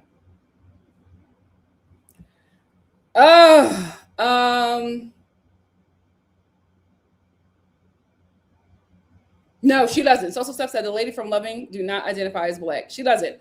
But here's the thing. They made her story about her being Black because even in our struggle, Black people are the influence. Like they made her Black to sell more tickets. They made her Black so that the movie could get made. Here's the thing. If they would have left in how anti-Black she was, it would have flopped. It would have flopped. Oh, yes. Here's the thing. They're both Hannah. Hannah says, I'm not giving the benefit of the doubt to that blonde lady. She is more into that Christian psychosis than him. They're both in spiritual psychosis. I'm just shocked that it's happening to people who are like in their 30s. But here's the thing. There were a lot of people who were defending them who were cuckoo for Cocoa Puffs. I didn't know that it still was going on with older people. I thought this was something that would happen to like teenagers, and people in their 20s. I didn't know this was still happening with older people. Because I ain't been in church like that for a minute. I ain't been in church like that for a minute. I'm a CME member. May said, Nikki, can you do an Ask Nikki live sometimes? Oh, yeah, that'll be fun. That'll be fun. I'm going to make some time in my schedule next week because I don't think I have. What's next week? If I have an opening, hell yeah. Hell yeah. Why not? Just G said he could have gone on Dear Wifey or something if he wanted to share his. I think he's going to hit all those pockets. It's happening. It's happening. Now we know who they are. Now we got the proof. That's all I needed. I said, there it is. There it is. I knew it. I knew it. Dinar said, after deconstruction, I left a modern version of Christianity and just tell people I love Jesus. The table flipper. Absolutely. I tell people, I said, listen, you can call me a follower of Christ, but I'm the one to be in the streets. I'm with the pimps and hoes, the prostitutes and gamblers. I'm that version. Okay. I'm not that Old Testament chick. Not me. El Boogie said Bath and Body Works is trying to be a luxury brand. Absolutely. Their new CEO. I'm like, well, that company's gone. And he wants to get rid of the candle they sell. Okay. They won't survive. They won't survive. Hannah said in season 2 of Bridgerton, there's a dark-skinned Indian female. Oh, you know what? You're right. I'm going to keep on going. I'm going to keep on going. You are right about that. Give me shelter. But it's just like, ugh. I'm like, where are the niggas? Give me shelter said, I really didn't like that they did the plump girl in season 3. I was under, oh my God, I thought y'all liked her. Child, I'm gonna finish it this weekend. Oh, you have? Give me shelter said, no, I met many whites who said their ethnicity is Christian. It's usually the women and girls. Spoiler alert, I move fast and far away from those people. I'm telling you, those people are so sweet and they're so nice and they are so kind. They will come through. But you sit with them long enough, they're going to say something that makes your bones chill. The stuff that them people believe, scary. TikTok,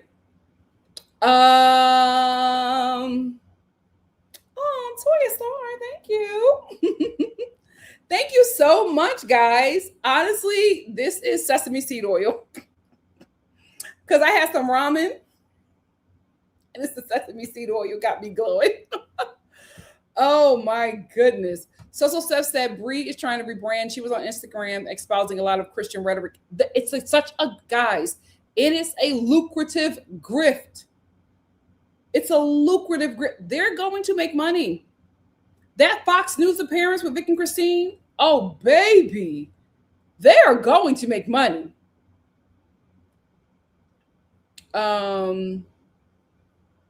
Hey, yes, Jesse, we're still here. I'm about to wrap it up though, child. Give me shelter said there's a creator on this platform that did a 30-minute video about how white men know black women are the backbone. That's why they embrace black men who probably talk down on black women for the white gaze. Well, here's the thing with black women. And I learned this pretty early on too. Black women are not liked, especially Black American women, because Black women have never believed a lie, right? Black women have never believed that anybody is superior than another human being, especially white people, right? And they've never believed that they're inferior to men. That's why whenever a man talks about how they are not attracted to Black women, they immediately go to what? Strength. Strength. They feel powerless in the presence of a Black woman. It's nothing that the Black woman has done, right? But they're saying, I need you to be weak so that I can be tall, so that I can be strong. Black women ain't going for that. So of course they're going to go up for Black men who do that to Black women, because they know that those Black men don't know who they are. And they'll be very easy to harvest, because when people do not know who they are, the people who want to oppress them and use them can give them an identity that they can control. That's all that is. But Black women have never believed a lie. We've never been under the spell. It's never, ever going to work for us.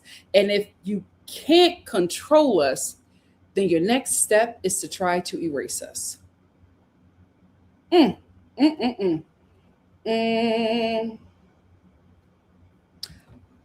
you for bringing that up. Tifa said, it's really weird that Bath & Body Works has a collaboration with Vera Bradley. That seemed like a fever dream. I was like, what? Who made this decision?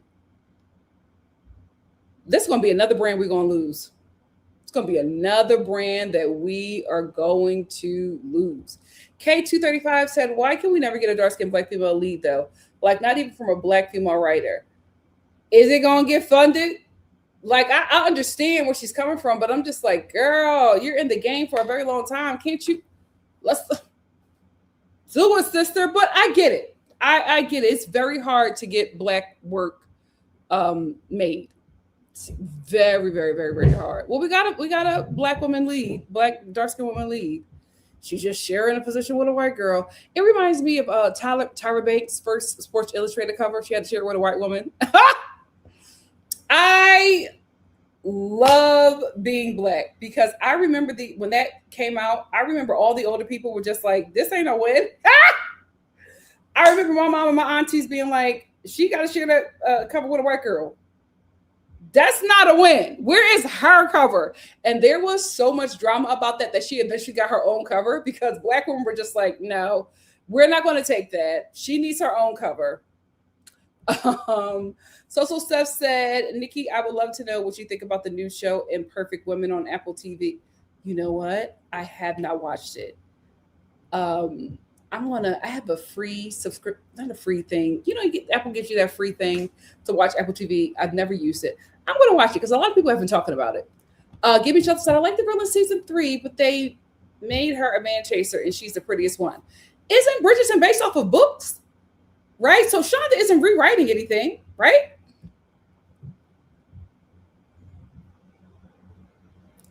Jesse said, all Vic just had to say is, I'm not MAGA. That statement was a bunch of nothing. Because here's the thing. He can't really move himself away from MAGA because that is the community that is going to be very profitable for him. So he can't dismiss those people, although he might not agree with them, but he can't dismiss them. Like all those influencers who will, you know, everything that's going on in the world, they don't have an opinion about anything. Because although they might not be MAGA, they have people who follow them who are. And they don't want to mess that bag up. I remember I posted something on my Instagram about Kamala Harris. And this was a time when like one of my La Crusade videos that went viral. So I gained like a lot of people who don't look like me as followers. And I posted something about her. And oh my goodness, the girls in the comments went crazy about that. And I responded to them and said, what the hell makes you think that I was MAGA? I'm pretty and I can read. What made you think that I was one of you? Oh, I lost some followers in droves and I didn't care. I did not care. Here's the thing. I know that being known is lucrative. I'm never going to be in bondage. I'm never going to be in bondage. I want people who support me, people who we are like-minded. Please don't come over here with your anti-Blackness and think that I'm not going to say anything and I'm going to be like, oh my God, well, everybody has their opinion. No, you could go to hell. I always say this page is for the girls and the gays, especially the Black ones. Everybody else is a guest. Act accordingly and know whose house you're in. I will continue to say that because this is what I made it for. Why would I throw away the audience that's been supporting me from the beginning? Why would I throw away the audience who I share the same views with? I'm not going to sit here, and I don't know how people do it, but I'm not going to sit here and be miserable trying to entertain horrible people who are voting for horrible policies and who are committing horrible atrocities around the world. I don't want you here. I don't need your view or your money. Please go to hell. Absolutely not. Remember, they tried to come up in my chat during Love Island. I said, oh no, we got a clean house. Y'all don't know whose house you're in. Absolutely not. Oh, but this is the thing. I remember there was one woman in my comments, and she was in all of my Love is Blind, my Love Island chats, and me and her were having a really good time. She said something about how Trump is a really good president. Before I could get to her, y'all jumped that girl. Y'all jumped her so bad. I was like, oh, guys. I was like, oh. I couldn't even get myself together. I was like, oh, my God. Who knew the Star family had hands? That woman could not come up for air. I couldn't even find her to block her because the way I think E for Empathy got her out of there. Ooh, it was not safe for her. And I gotta be honest with you, I felt bad a bit, not because y'all jumped her, but because I actually enjoyed her. Me and her were having a good little banter. The minute I said something about her God, ooh, that mask slipped, child. That mask slipped. Oh, it's a 10 out of 10? Oh, Denard, I gotta watch it. I got to watch it. You can't erase the backbone. You need us. You need us. Oh, it's a grift. That's why I'm telling you, the worse it gets, everybody is going to go, oh my God, I never voted for this. No, baby, we got screenshots. We downloaded videos. You absolutely. All them, I will vote for Donald Trump. No, we are never going to forget this.